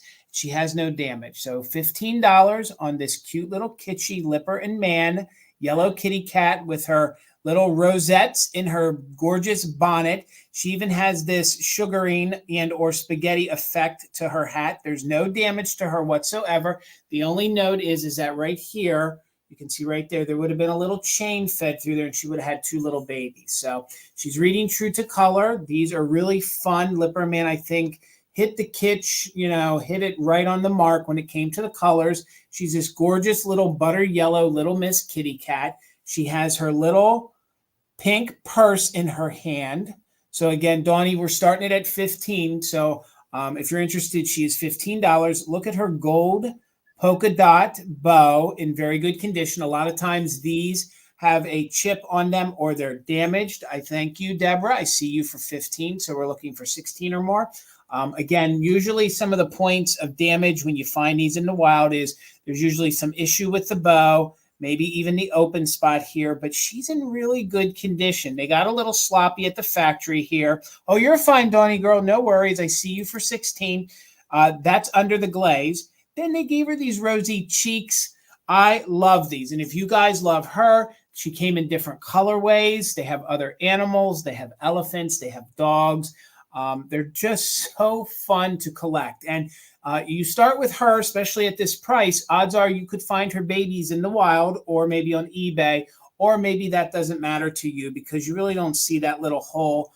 It's not really pronounced all that much. So another great part is all of the little applied little flowers are in very good condition. I'm just double checking myself. Yeah, they're all intact. No chips, nothing's been knocked off and repaired. And you can see that there's the little rosettes there. One is pink and one has a little little yellow center. I think that's a different style flower. They're just great. So fun, great for spring, great all year round. She measures about 4.5 inches tall by about 2 inches wide. So little to no crazing on her. Again, they did get a little sloppy at the factory. There is like a little stray black line. That's all under the glaze. But that's all. That's what gives these little ceramic kitschy pieces character. And I do want to note she does have her original made in Japan sticker. And I do believe she is a little Lipper and Man Meow Meow kitty cat. So let's count her down. We're looking for 17 or more, just in case for active bidders. Jason just wondering, any connection to Mother Tucker's Bar and Restaurant? Well, apparently, Teresa, yes. Apparently, the first owner, there was some sort of a connection from our name to that name. So if you know any more information about that bar, please email us at our email. I've been trying to find out more information. I didn't know that it was in Wildwood. I thought it was in Jersey. So let's go ahead and count her down, 17 or more. We are doing just in case for active bidders.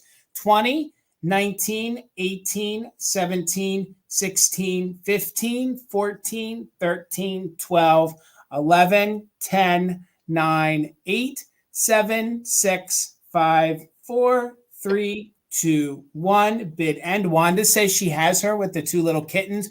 We have this one in pink, I believe. These are just so fun, and you can collect a couple different colors. What would be great is if you found like the little pink little baby kitty cats to mix with her, maybe the little blue ones. So Donnie girl, you did not need it because you had the top bid at 16. So she is yours for $16. Thank you so very much. $30, Jason. I'm going to continue my theme of things that we usually see larger but aren't quite as large. I have this awesome little emerald green compote that I've learned a ton about since Jason and I first talked about it. It is in great condition, and it's super cute because it's little. It's not like one of the big compotes we normally see. I will just point out, if anyone's interested in bidding, there's a rough, when you put your finger around the inside rim here, you feel a rough spot right here. I don't see anything, but maybe there is something. I mean, there is something there, but I can't see it. That's the only condition issue with this entire thing. So at first glance, when you look at this, you might think, oh, that's just a mini version of a moon and star compote. Well, in fact, it's not. It's got its own name. It's called the Priscilla Jelly Compote. This was meant to serve your jelly in. How cool is that? And it comes in this emerald green, and it also comes in a ruby. And interestingly enough, Fenton made this for LG Wright. So LG Wright's the one who sold it. Fenton made it for them. But it is super pretty. And I'm going to use the word diminutive because it is small. It's not like the big compotes we're used to seeing. It's 7.5 inches tall and 4.5 inches from side to side. And it's just in a super pretty emerald color. It's got all this gorgeous star detail. You can see the stars, and you can see why people might confuse it for moon and stars, because there is this rounded area here and the star here. But she is called the Priscilla Jelly Compote. Super fun. Beautiful. Yeah, she sparkles, right? You could put your butter bits in that, Bill. Jason, this is not big enough for my butter bits. All right, then you could put your Hershey Kisses in there if you wanted to. Yeah, I could do that, and they would stay in there. I don't like them. I'm weird. I don't like chocolate. I don't know. I don't know, Bill. Grey Poupon. I agree, Karen. Yes. This would be fancy for your Grey Poupon. Yes. I agree. Super, super pretty. So I'm going to go ahead and start a countdown and move it along. If anyone else is interested, we'd be looking for 31 or more. 20, 19, 18, 17, 16, 15, 14, 13, 12, 11, 10, 9, 8, 7, 6, 5, 4, 3, 2, 1. Bid end. Yes, Patty Rose, I get the reference. It is Queen of the Desert worthy, as in Priscilla, Queen of the Desert. Love it. There is the bid end. Thank you, Karen. Peppermint Patty, congratulations. This is yours for $30. They call it Tucker's Pub. Okay. All right. All right, Mom. I don't, maybe it is. Okay. I don't know. We'll have to talk about that one later. So $25. There is damage to this. I don't find this kind of Danish style ceramic all that often. And yes, this would be good to hold for me and Bill's mermaid sale, but I was anxious to offer it and to sell it. So she does have a little chip up there in the corner, but she's this quintessential mid-century artistry that if you guys are familiar with some like Danish style plates, they made all sorts of different designs in this same style. So isn't it Rosenthal? No, this one is not Rosenthal. This one isn't the Rosenthal. exact same mermaid, though. I know. This is made by Naimoli. Naimoli, I hope I'm saying it right. And it is a little trinket dish or soap dish, and it is Art Faience. So it's Art Faience is the company that created this. I sold some of their dishes years ago. Oh, it's the same artist, Jason. Paynet is the same artist from Rosenthal. It is, and that's what I was just going to, you took the words right out of my mouth. It is, and that's the same artist that made all these stick figure style pieces of art that are very popular. So this is a mermaid little trinket dish. Again, the mermaid pattern does not come around all that often. I don't know if she's like writing. She looks like she has a feather pen in her hand. She's drawing the waves. I think that's what she's doing. Oh my God, you're right. That's exactly what, I looked at that earlier today and I was like, is she drawing all the waves for the ship? And you're exactly right. So if you guys are into mermaids, I think this would be a really fun dish for you guys to use maybe in your mermaid bathroom. You could use it as a soap dish or a trinket dish. There is a little chip up here in the corner, but I have to tell you with the color that this is, I don't think that it really detracts from it. So these pieces run the gamut price-wise. So I felt $25 with a chip was a really fair starting price, especially on this harder to find mermaid piece that is a piece of Danish pottery. So here is the stamp on the back. Again, I believe this is from the late 1960s. It is a gray kind of pottery, as you can see, minus that little chip. It's in very, very good condition. Good night, Shannon. Thank you. Take care. It measures, where were my measurements? About 5 inches wide by 3 1/4 inches tall. So again, it's a really, really fun piece. This is one of those pieces where if you had the small little plate hanger, you could, put this up on the wall. Again, if you guys do a mermaid bathroom, or even if you want just like a fun little trinket dish, perfect for that. So Charlotte, thank you so much. I first learned about this artist last year, and ever since I'm obsessed for looking for pieces. They're just they're so unusual. If somebody were to ask me and Tina, what was one of our biggest scores? We actually years ago, when this kind of artistry has gone up and down in popularity. The pieces like this with like the mermaids on and stuff, I think is timeless. It kind of still always holds its consistent value. But we actually got a whole dinner set that was in perfect condition. And when I tell you that was when we first did eBay, I think until we sold it all, Bill, I think we sold every piece out for over $1,000 from what we bought the whole set from. And I think we paid $30 for the whole set. So it is getting really hard to find this artist, especially with some of the distinct style of pieces like a mermaid or something like that. Like you can find the couples, the silhouette style things, but the mermaid, not so much. So my throat's dry. Let's go ahead and do a countdown. We're in at 25. We're looking for 26 or more. The only issue is a little nip right here in the corner. But yeah, plate hanger, good to go. Just so beautiful. So let's count it down. 20, 19, 18, 17, 16, 15, 14, 13, 12, 11, excuse me, 10, 9, 8, 7, 6, 5, 4, 3, 2, 1. Bid end. Looking for 26 or more, or the bid end. I cut the grass. The artist signature again. Yes. Sorry. Paynet. Peynet. He's French. Yes, and there were a couple different companies that he did work for. So Thank you so much. It's yours. You didn't need your just in case, Charlotte. Thank you so much. I'll highlight it. It's yours for $25. Congratulations. Thank you. All right, Bill. $12, Jason. And I have my shakers of the evening. I have a pair of Salty and Peppy. I love them. These kitten shakers, usually you see them as like male chefs, but these are the kitten version of them. The paint on the faces is so good.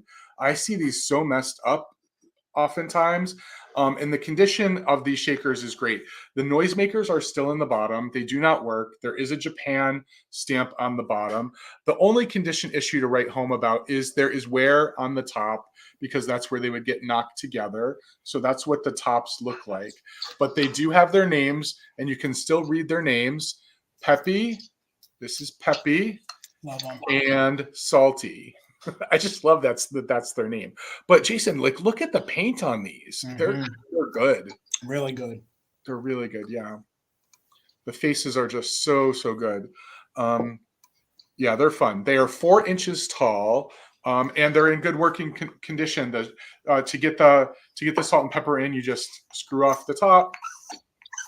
Nice clean interiors, really nicely grooved screws on there. And again, the noisemakers are in the bottom. They're just not functioning anymore. The cat ones you almost never see. Well, and if you do, you can't tell they're a cat because almost all the paint is on. You're right. I mean, for me, these are display pieces because the paint is so good on them. Except for, as I say, on the top of the chef hats. They're not in, well, the red one's not in ideal condition. The white one's not so bad. It does have that one line on it, if you can see. But super good. All right, I'm going to put them on a board and count them down. If anyone else is interested, they are 4 inches tall.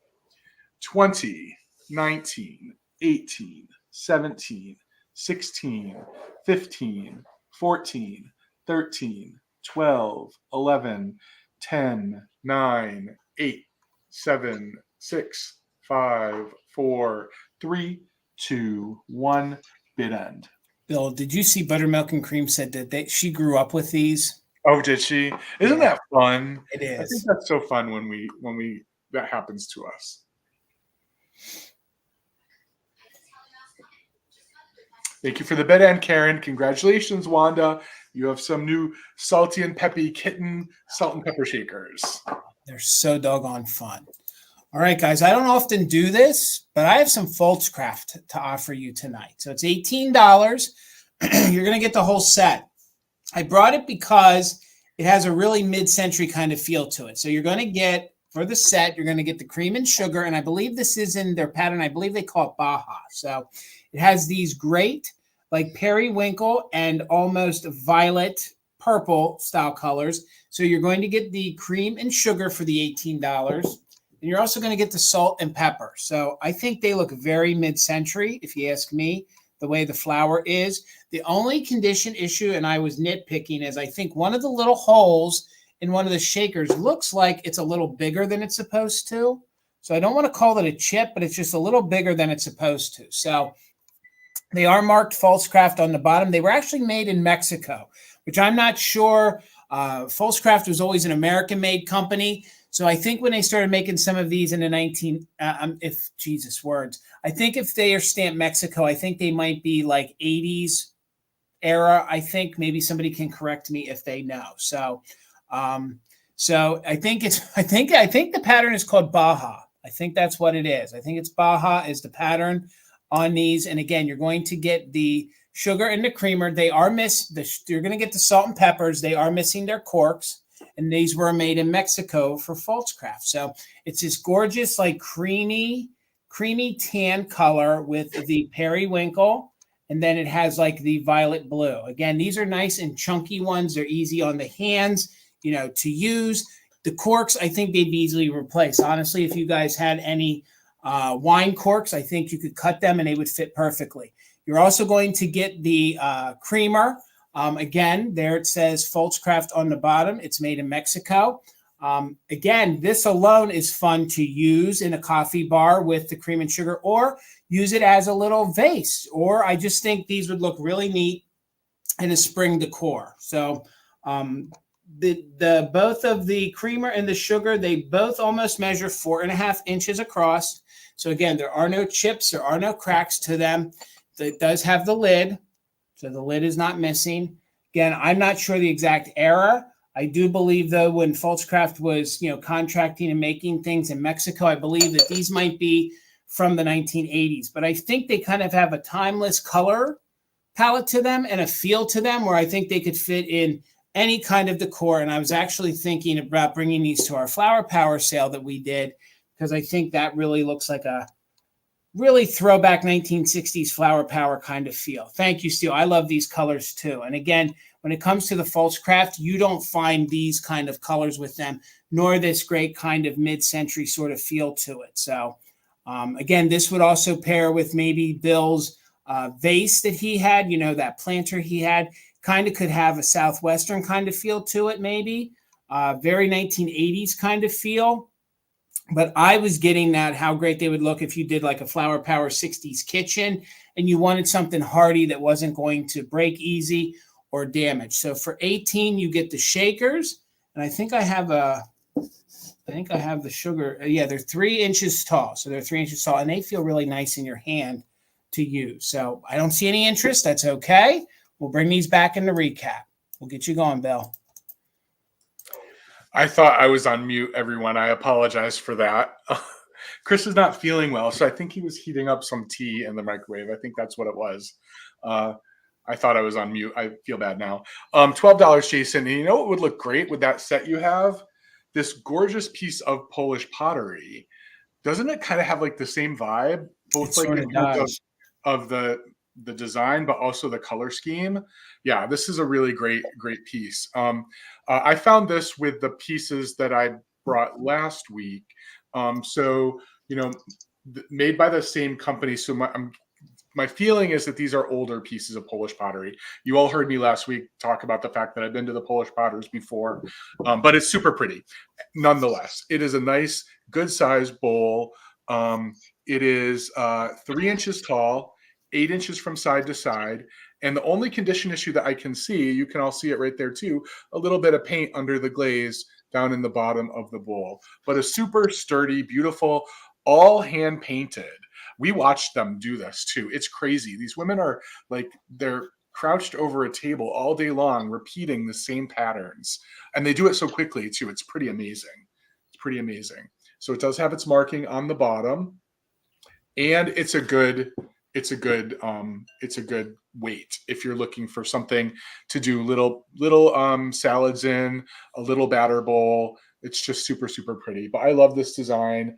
I said last time we both bought soap dishes for ourselves last time, and the design I bought is very similar to this one.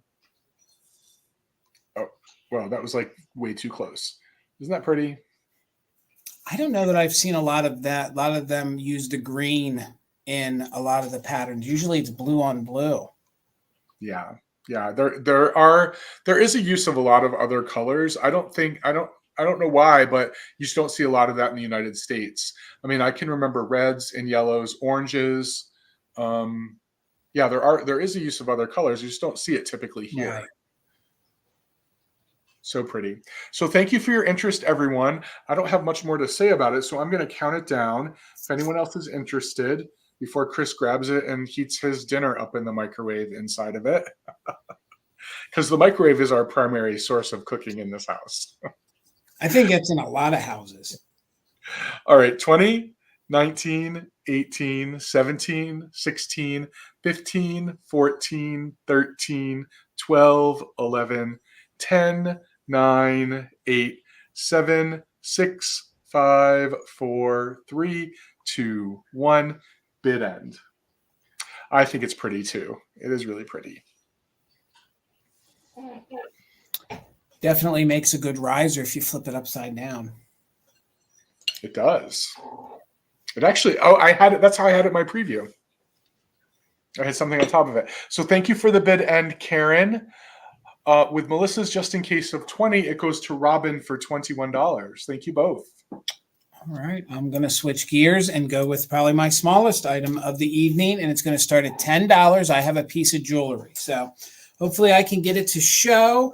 If not, I did load a picture. So this is a really, really unique pendant that I have.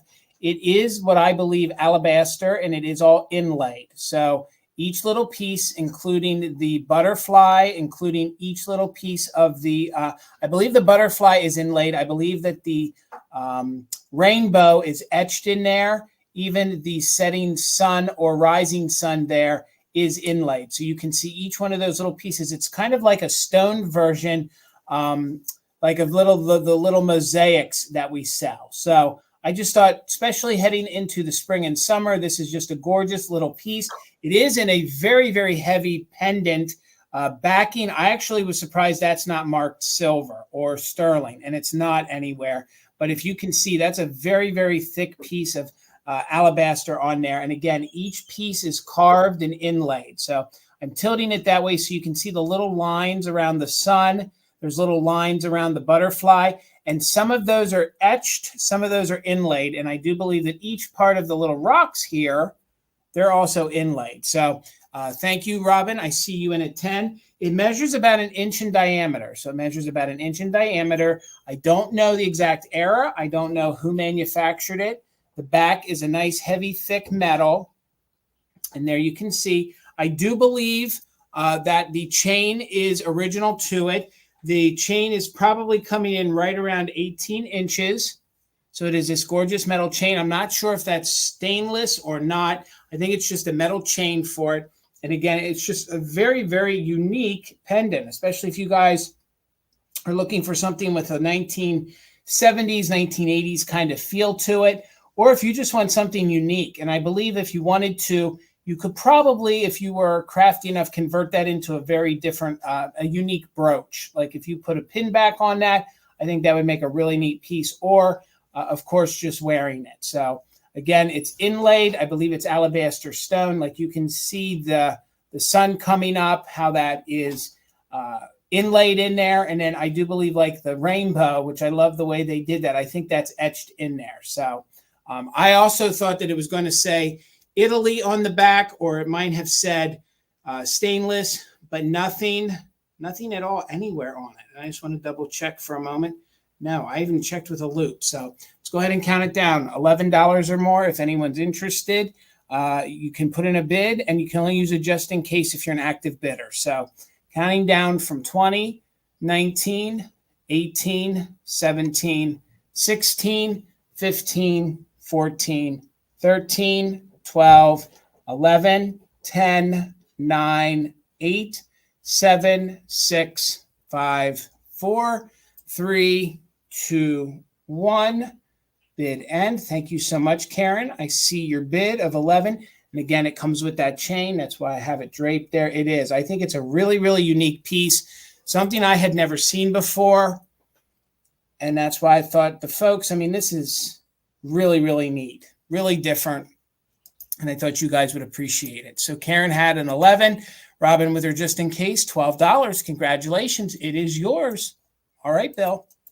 And Gavin has volunteered to convert that into a brooch for anyone who's interested. Okay. He's got the recipe. All right. Up next, Jason, $24. And I have some California ceramics. I have a piece from the Ceramic Art Studio, which is a California pottery company. And I have one of the two ballet girls in the green outfit. It also comes in red and white, but this is the green outfit. And she's in super condition. She's meant to be a wall hanging, and she does have a sister as well in a different pose, and she's in fantastic condition. There are no breaks or repairs on any of these delicate areas. No chips, no cracks. The only thing I would point out, and this is just being nitpicky, is in some of the gold detail on the shoe. The gold is rubbed just a little bit. So as I said, there are two of these. Let me give you the size first. They're 10 inches tall and 7 inches from side to side. And they are marked Ceramic Art Studio on the back. I just have the one to offer today. And as you can see, the word attitude is written on there. And that refers to the ballet pose that she is currently in. Her sister or her partner is in a different pose called arabesque. That's as much as I know about ballet. the two poses, but they sort of complement one another, and they're super, super. Oh, Tracy, you have the sister? Yeah, so you have Arabesque. That's, again, all I know. But she's got like her point here. Isn't that really, really beautiful? And all this delicate flower work on her dress. Super, super pretty. And classic ceramic art studio look. I don't know another pottery company that looks exactly like this. You can always tell what it is when you look at it. It's part of the glaze and part of, I think, the paint colors that they use. So you have the green one as well. Yeah. So, and if anyone's interested, you could look them up. The white and the one with the white and the red, the white dress and the red flowers is beautiful as well. That seems to be the one that's more prevalent. The green one, just based on what I could find online, seems to be the one that people don't have quite as much, or maybe they just keep them in their collection. She has this beautiful flourish of flowers up on her shoulder. Just try to give you a close up on the face. Yeah, it's this glaze that, and if you've been here before, you've seen Jason, Amy, and I bring pixies that were made by this company. These are some of the other things. They make a lot of planters too. Super pretty. And again, she is a wall hanging, so you can hang her right here. But we will bring her back at the recap just so we can move along. We have 1, 2, 3 more rounds after this. All right. I love that color, Bill. Very mid-century, very 40s, 50s. So speaking of 40s and 50s, $40. This is a larger piece of haul. Tracy's in, Bill. Tracy's in at 24. Okay. I'll start a countdown, though. Real quick countdown if anyone else is interested. 20, 19, 18, 17, 16, 15, 14, 13, 12, 11, 10, 9, 8, 7, 6, 5, 4, 3, 2, 1. Bid end. Did you see how I make her dance, Jason? I just hope that Tracy plays Reunited when she gets them together. That would be a funny reel, wouldn't it? I'm kind of hoping she does. Congratulations, Tracy. She is yours. She's excited.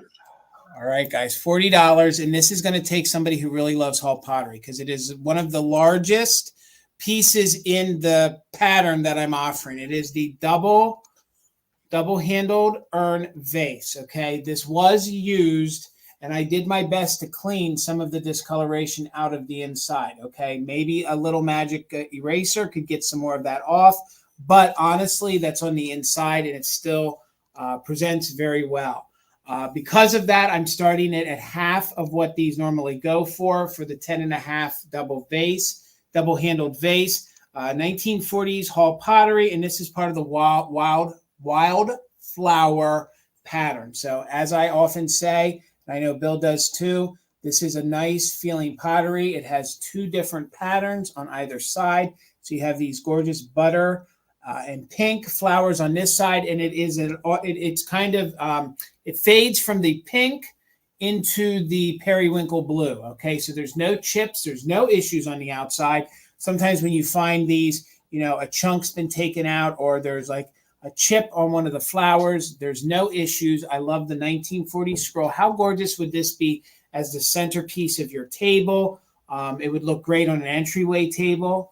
I think the double handle, I think, is very stately. I love the scroll work here to the top. Note, there is a little bit of staining. Somebody did use this. There is just a little bit of crazing here on the bottom. If I can even get it to pick up there, you can just see some faint crazing. This is the older Hall, the way it is marked on the bottom with Hall, and it is USA. And like Bill taught us, because I did not know that till he said it, is the numbers on the bottom is the model, but it is also the height. So, and this one actually comes in true to the same exact size of what it says on the bottom. It is the 10.5 size double urn vase. So these are fun to use in your spring decors. So let me show you again the great colors on it. It's like a periwinkle blue, but hey, guess what? If you don't care for that pattern all the time, flip it around and you have the whole different side here on this gorgeous double-handled. Doesn't that just speak to the era, Bill? Like, isn't it just a gorgeous piece of pottery with those handles, the scroll work on it? It does. I have a question for people if anybody knows. So this pattern wildflower is known, turn it around, Jason. Yes. Because it features 3 different flowers on it. The droopy flower on the side is the bluebell, the kind of one that's going down the side. Rotate a little bit the other way. The other way. Yeah, that's the bluebell drooping down. Right here. That. Yep, that one. Yes, those And are the bluebell. one with the 3 petals in it is the trillium. The other flower is called mission.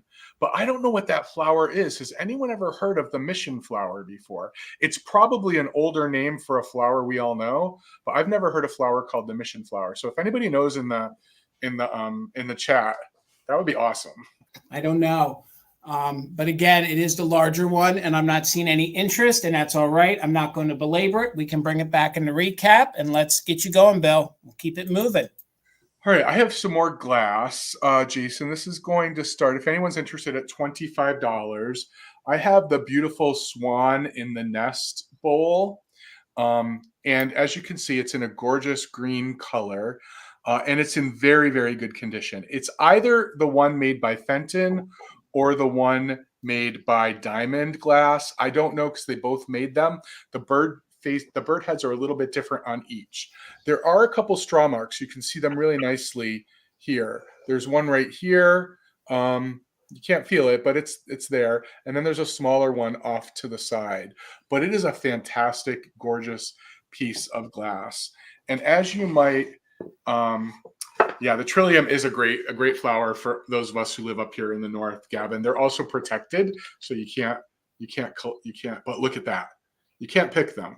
How amazing is this piece of uranium glass? It is one of the brighter ones in terms of ones that I've seen before. It's super, super fun. And this bowl comes in lots of different colors. I've seen it in pink. Jason, did you have one recently? Yeah, I've had this. I've had a couple different ones of these. But yeah, I had this one recently, and I think it was in the pink stretched glass. Yeah, it's just such a good glower. So there also is an ash mark. I just noticed it when I put the, I don't know if you can see it really well. There is some little trapped ash right there, which is, it might annoy people, but it actually is an indication that we're dealing with older glass here, from places where they didn't have like a lot of, the airflow and vacuuming in the areas. So ash would get trapped in the glass, but it is a super, super, it's just got a lot of uranium in it. It's probably radioactive. That's how much uranium is in it. I think I said the size, but I'll say it one more time. It is 3.5 inches tall and 8 inches from side to side. Yeah, I know the mission bell too, but I'm not sure if it's the same flower. See, I thought it was poppy too. I thought it was a form of a poppy as well.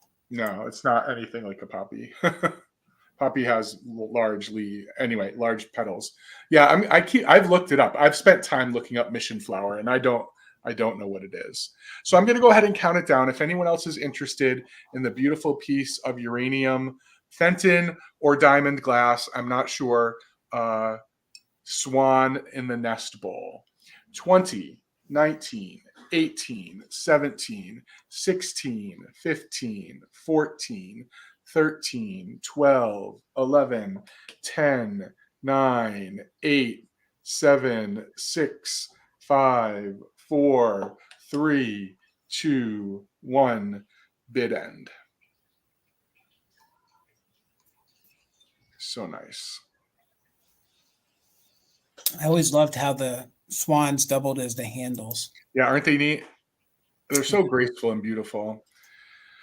All right, so there's the bid end. Robin, congratulations. You get it with your straight bid of $35. Thank you, and thank you everyone for your bids.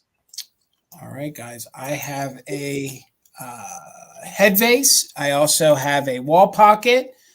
Lady planter available. She is made by Royal Copley. She's in very good condition. She reminds me of a very sassy Southern belle. Some folks have described this wall pocket in many different ways.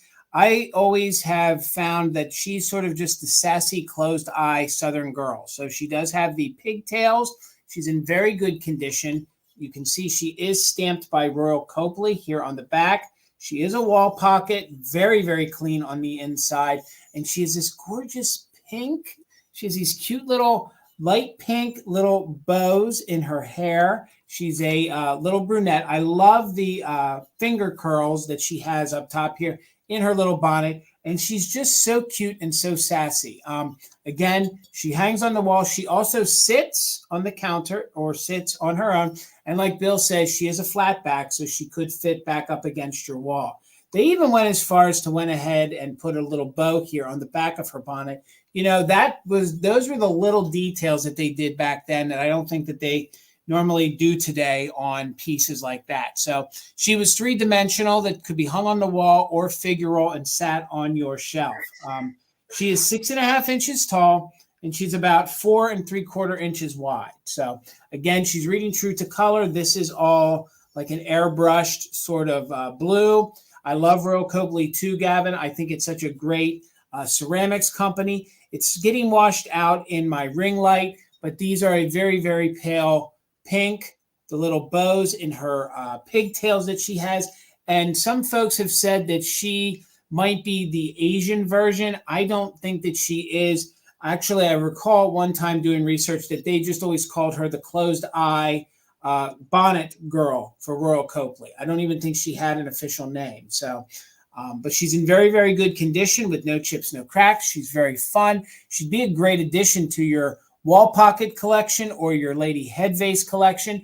You can actually go ahead and put some flowers in there, or this would actually, the way the void is in there, the opening in there, this would definitely be great if you're in a situation in your bathroom that you need to actually store things in it. So you could actually hang her on the wall and go ahead and store different things in there like makeup brushes, or maybe hair combs or things like that. So the cold paint is in very good condition, or maybe that is under the glaze. I guess they did glaze over that. I always thought that was cold paint, but if I tilt it, you can see that is glazed over. So there are no chips, no cracks. There's very little bit of crazing to her, but she is $25 if anybody's interested, and you're going to come back during the recap.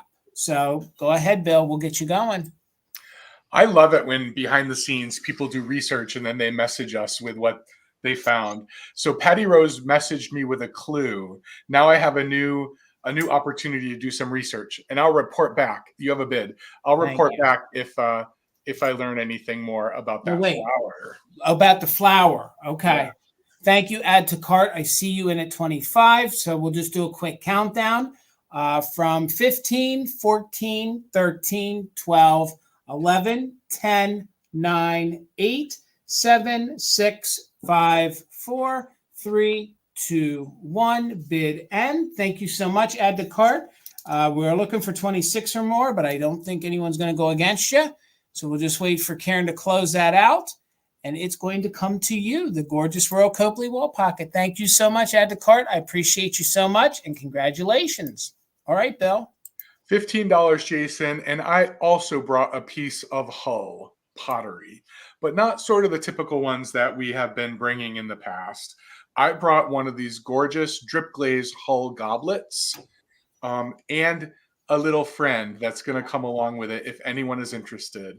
So it is a piece of Hull pottery, marked Hull on the bottom. These came in little sets of 4. They were meant to be little goblets. That's what they were. But if anyone's interested in adding a beautiful piece of pottery to their collection with a gorgeous little crassula, people call it the common name is the jade plant. Sort of looks like lamb's ears a little bit, but no, this is a pointed jade plant, one of the most common plants, and actually the longest lived plant in my collection. I've had one since I was in college. My mother kept it alive when I lived in Africa. She gave it back to me when I came home. It's probably, well, since I was in college. But really, really fun. It's a succulent plant, very easy to care for. When it gets older, it gets a woody stem, so it looks like a little tree. It's super, super cool. And if you weren't in the sale last week when I sold some pottery with plants, I'm really experienced shipping plants, so you don't need to worry. I've got a whole system that happens, but I thought at least 10 years old. Yeah, at least. Thank you, Patty Rose. You're so sweet. Yeah, just a fun little thing. You know, since crassulas are succulents, they don't need a lot of water. So a jade plant, yep.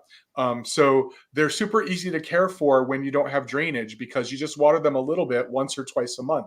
And jades are even easier because you always know when they need water, because their leaves will start to crinkle a little bit, like an older person with wrinkles. So when you see the wrinkles, you know you water. So not a hard one to care for. The only danger is people overwater them and then they rot.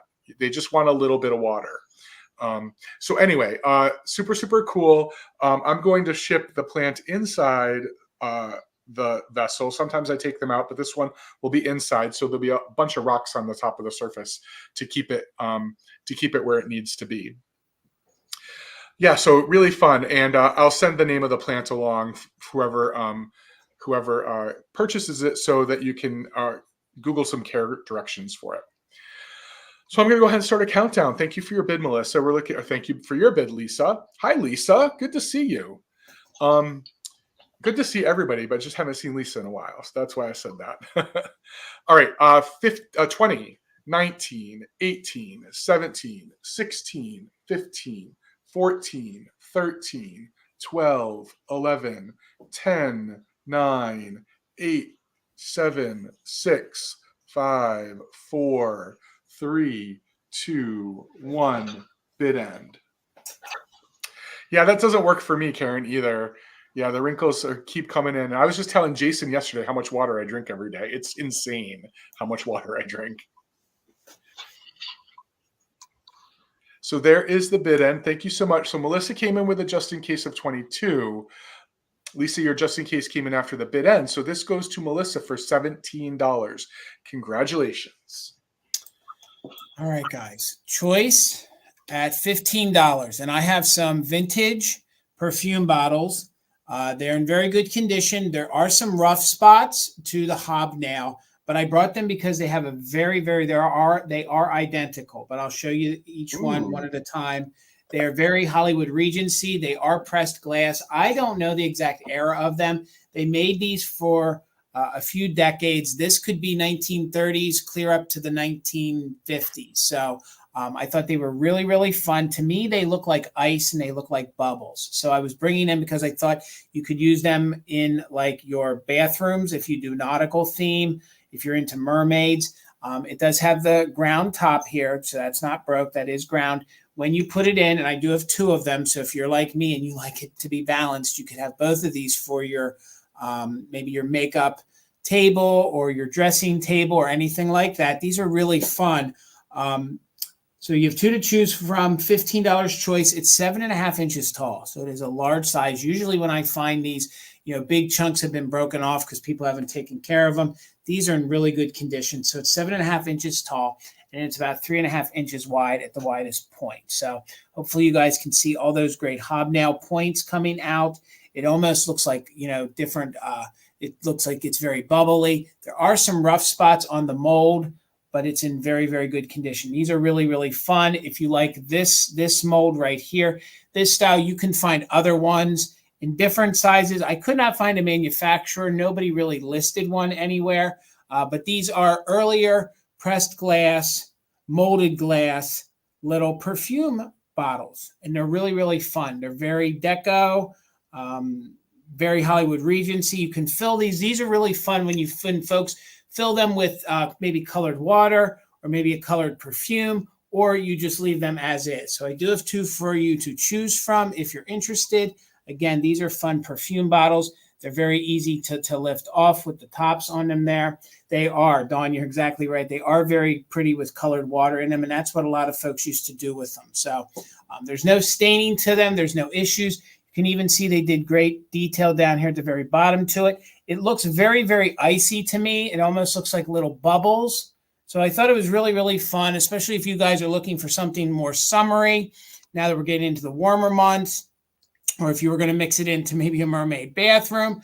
But I just thought they were fun with bubbles. And they are hobnails. So they are hobnails all over. None of them are majorly damaged. And again, they measure just about 7.5 inches tall. Usually you don't find them with their stoppers. And if you do find them with their stoppers, usually there is a lot of damage to them. So thank you so much, Dawn. I see you in at 15. And again, I do have two of them. So if you're balanced like me, or you just want one, but I thought they would look very pretty on a vanity.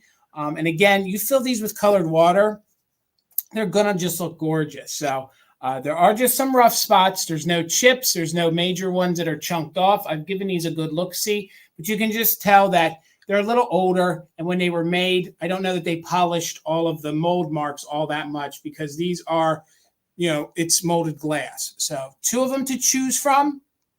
They are identical, and they are in identical condition. Oh, and I do want to show you that these are a higher quality to the essence that somebody did ground out the inside so that they do fit nice and snug in there. So you don't have to worry about the tops falling out. So let's do a countdown. Dawn's in at 15. Thank you so much, Dawn.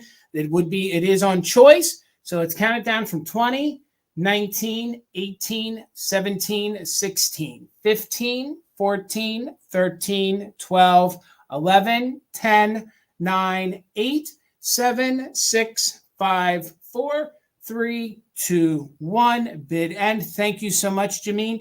You mix these in with your colored glass. It's going to pull some of the color through. And again, you put some colored water in there or some different colored perfumes. It's going to look gorgeous. Gorgeous, gorgeous, gorgeous. I love these. Crystal, crystal. All right, Dawn, congratulations. All you got to do is let me know. Did you want? All right. Well, just like me, Dawn, balanced. Thank you so much. They're going to look beautiful in your collection. All righty, Bill.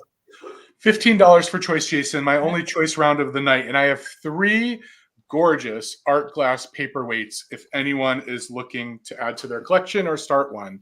And they're all really detailed. So I'm going to try to get up close and show you what's going on with these. So as you can see, this one is in a yellow and a green motif, kind of this oblong egg shape. On the inside, you see this amazing sort of lattice work, almost as if they covered an apple. That's what it looks like to me. They covered an apple with a yellow lattice work. And if you look really closely, I don't even know how they do this.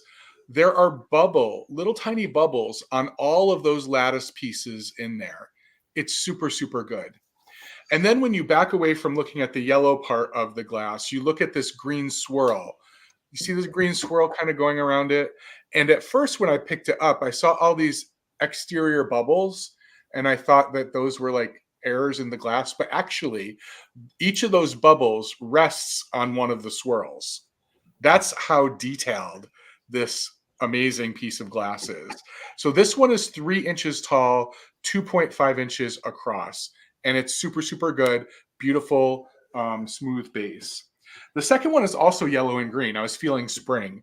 This is actually, you got to look closely. Right there, you can see it. It's the stems of 3 flowers. And these flowers are gorgeous with the white, yellow, and green petals on them. And if you look really closely in the middle, you see a stamen coming out of the middle, just as a real flower would. So, so pretty. This one is round, so it's 2.5 inches top to bottom and across with the beautiful flower pattern. You can kind of see where the petals separate from one another. Again, smooth polished bottom, really pretty. And then this last one is a bit of a mystery. If anybody knows about this, I'd be curious. But this last one is this gorgeous glass flower, white glass flower encased in glass. Again, high quality glass. But what's really interesting about this one is it has a sticker on it. The sticker says made in Italy, and it was sold somewhere on 5th Avenue in New York City. But it was made by Ginori. Do you know Ginori? Ginori is an Italian porcelain company. So I contacted my friend Marion, who owns that store I've done videos at, because she's a paperweight collector. Right. And I'm like, Marion, have you ever heard of the Italian Ginori making glass? And she's like, no. So we're kind of wondering if maybe this was a promotional piece that was given away at one of the department stores that was selling the Italian porcelain.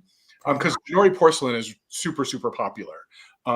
But yeah, this was like a nice little mystery. But beyond it being really cool and potentially really valuable, I don't know.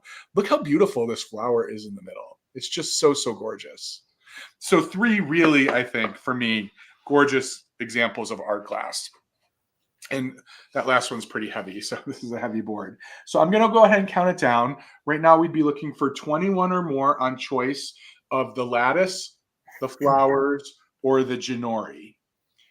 20, 19, 18, 17, 16, 15, 14, 13, 12, 11, 10, 9, 8, 7, 6, 5, 4, 3, 2, 1. Bid end. Whistle Robin, I would agree. It looks like a zinnia to me as well. An Italian zinnia. Wouldn't it be neat if somehow they were able to pour the porcelain into that paperweight? And that was actually porcelain. We thought about that. I don't know that the white is actually glass. It definitely looks different. So, hello, John. How are you, sir? That would be fun if they collaborated on that. Now that you say it, I bet that I think it's reasonable to say that might actually be porcelain. I think it could be too. It's super fun. All right, so the bid end came in, and it looks like Karen Kennedy, you have first choice at 21. You could let me know if you would like B, C, or D, and then we can go backwards. After Karen is Elizabeth at 20, Melissa at 19, and then Chloe at 17.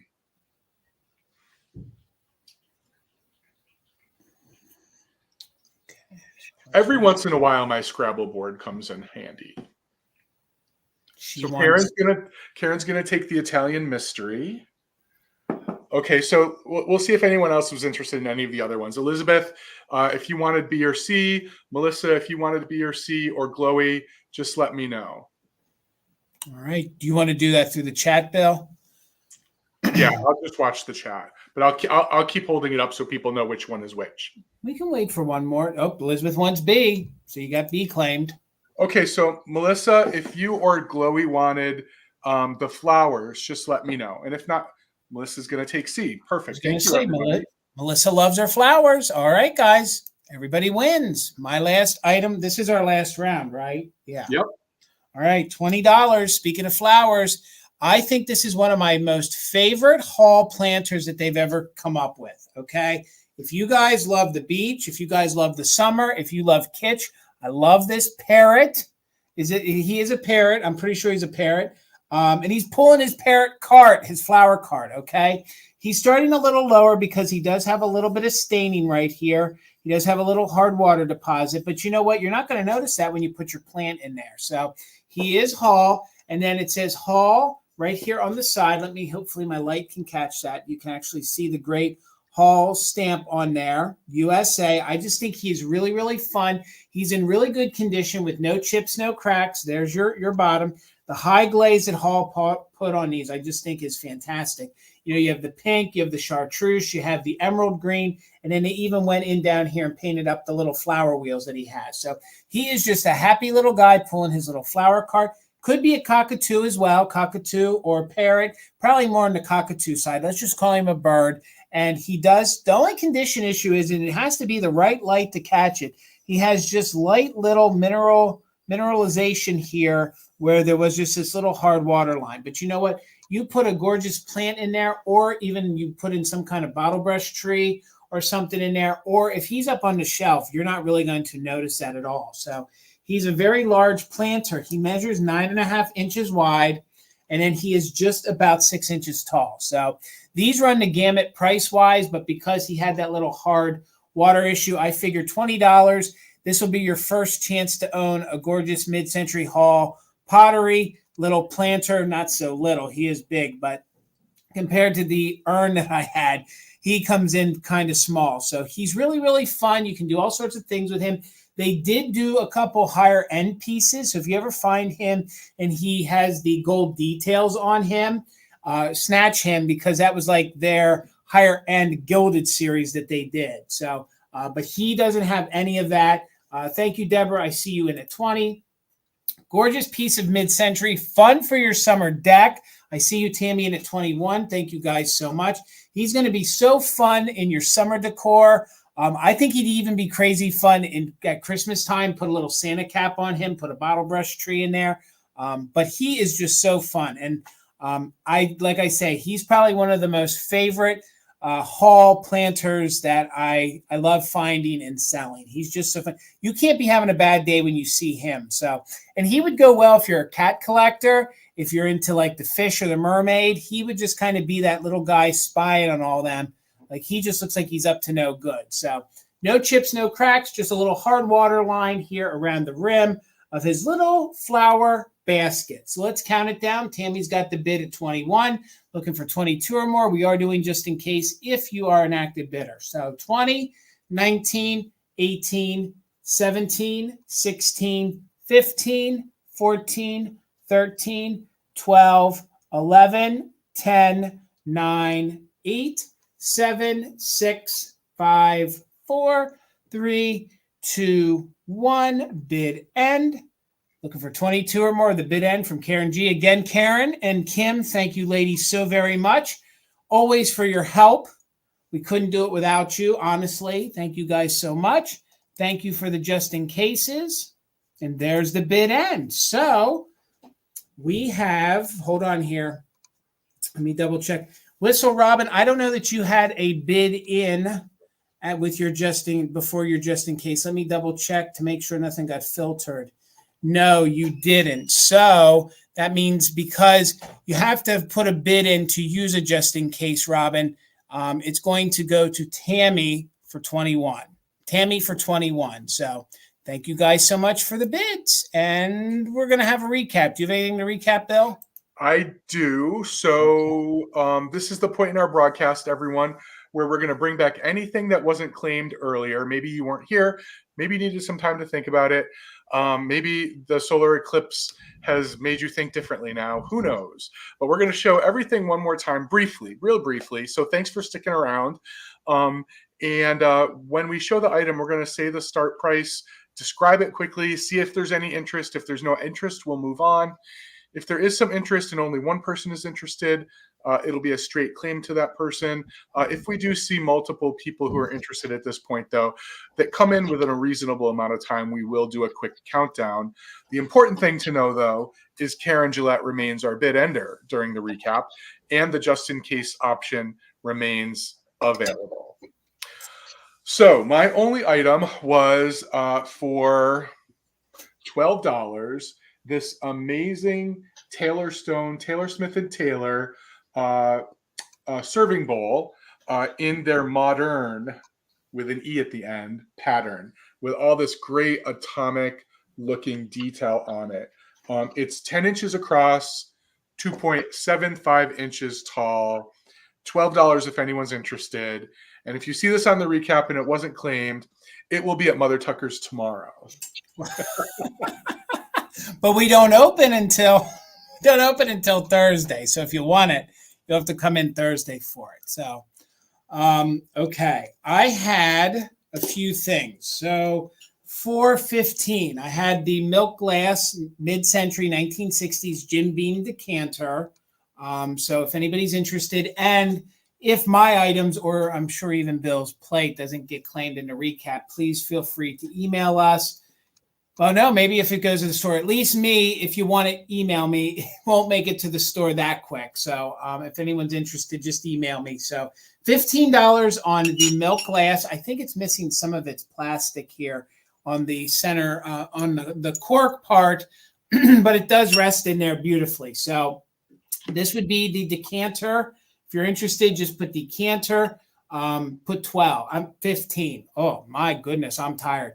Decanter 15. So that would be $15 decanter. So I took a risk. I had my Falchcraft. If anybody's interested, I believe this is from the 1980s or maybe 1970s. You're going to get the whole set.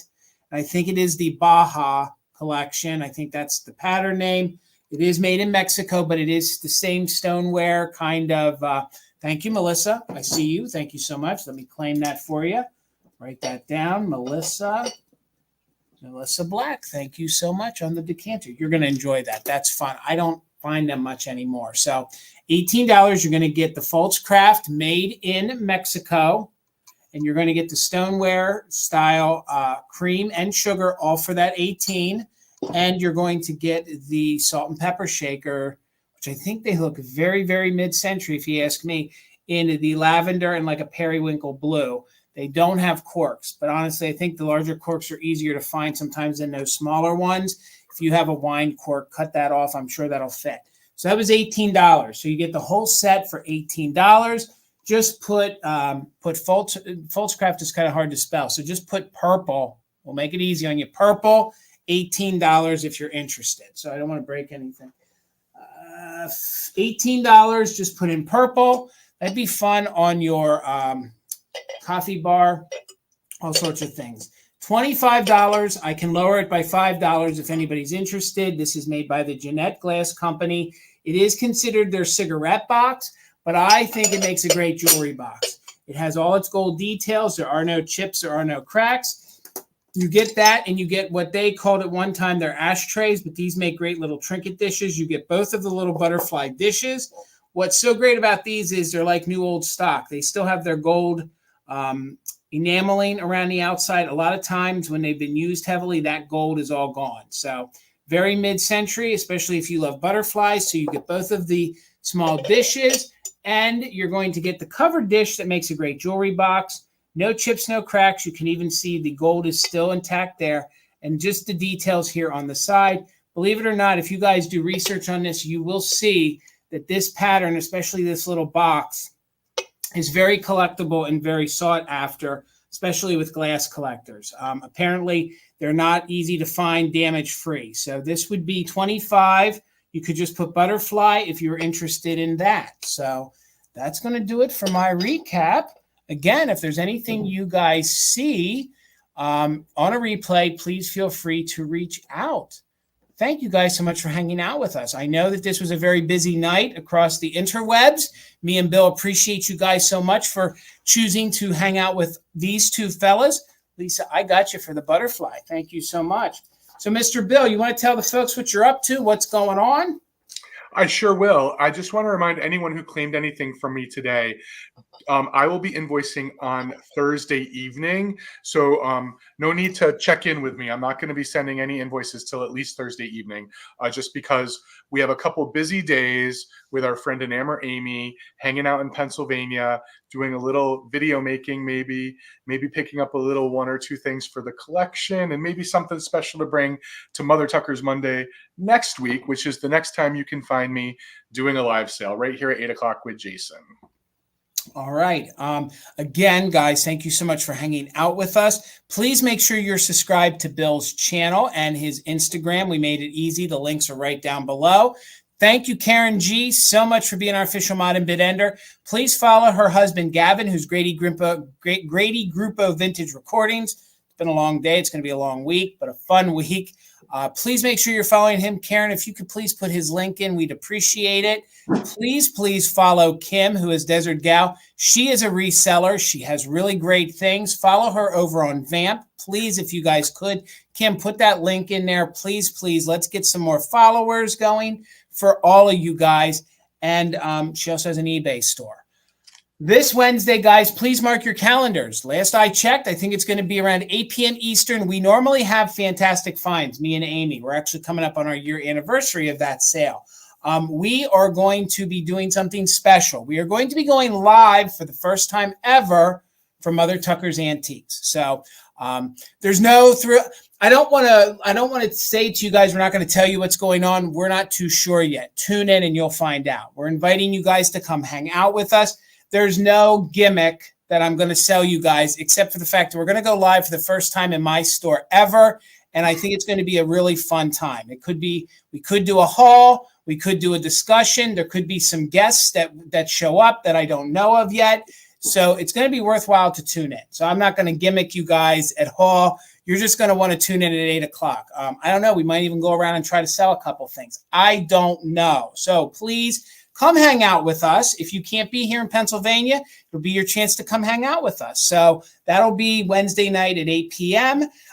Tina is going to be having another Vamp sale. We are going to do another buyer's choice. Because Amy's in town, we might move it. Please just pay attention to all our promos, but we will be doing them weekly, but we're going to move them around a little bit. But this is going to be a very fun week. So if we don't do it on Thursday, we might move it to Sunday. We don't know yet, but please watch for promos. We will keep you guys in the loop. We got good feedback on that.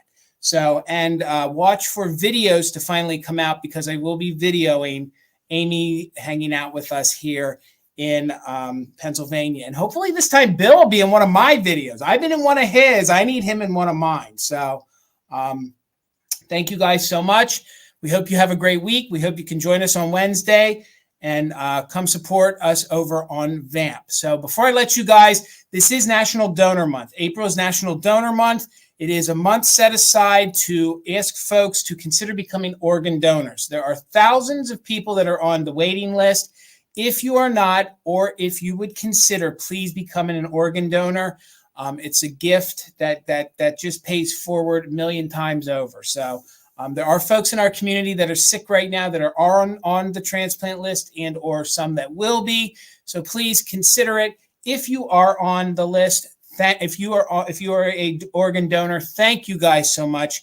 But please, then, if you are, maybe ask somebody who's not. So with all that said, everybody have a very good night, and we'll see you on Wednesday at 8 p.m. Eastern here on Mother Tucker's. We'll be live from my shop. Oh, it's going to be fun. All right, guys.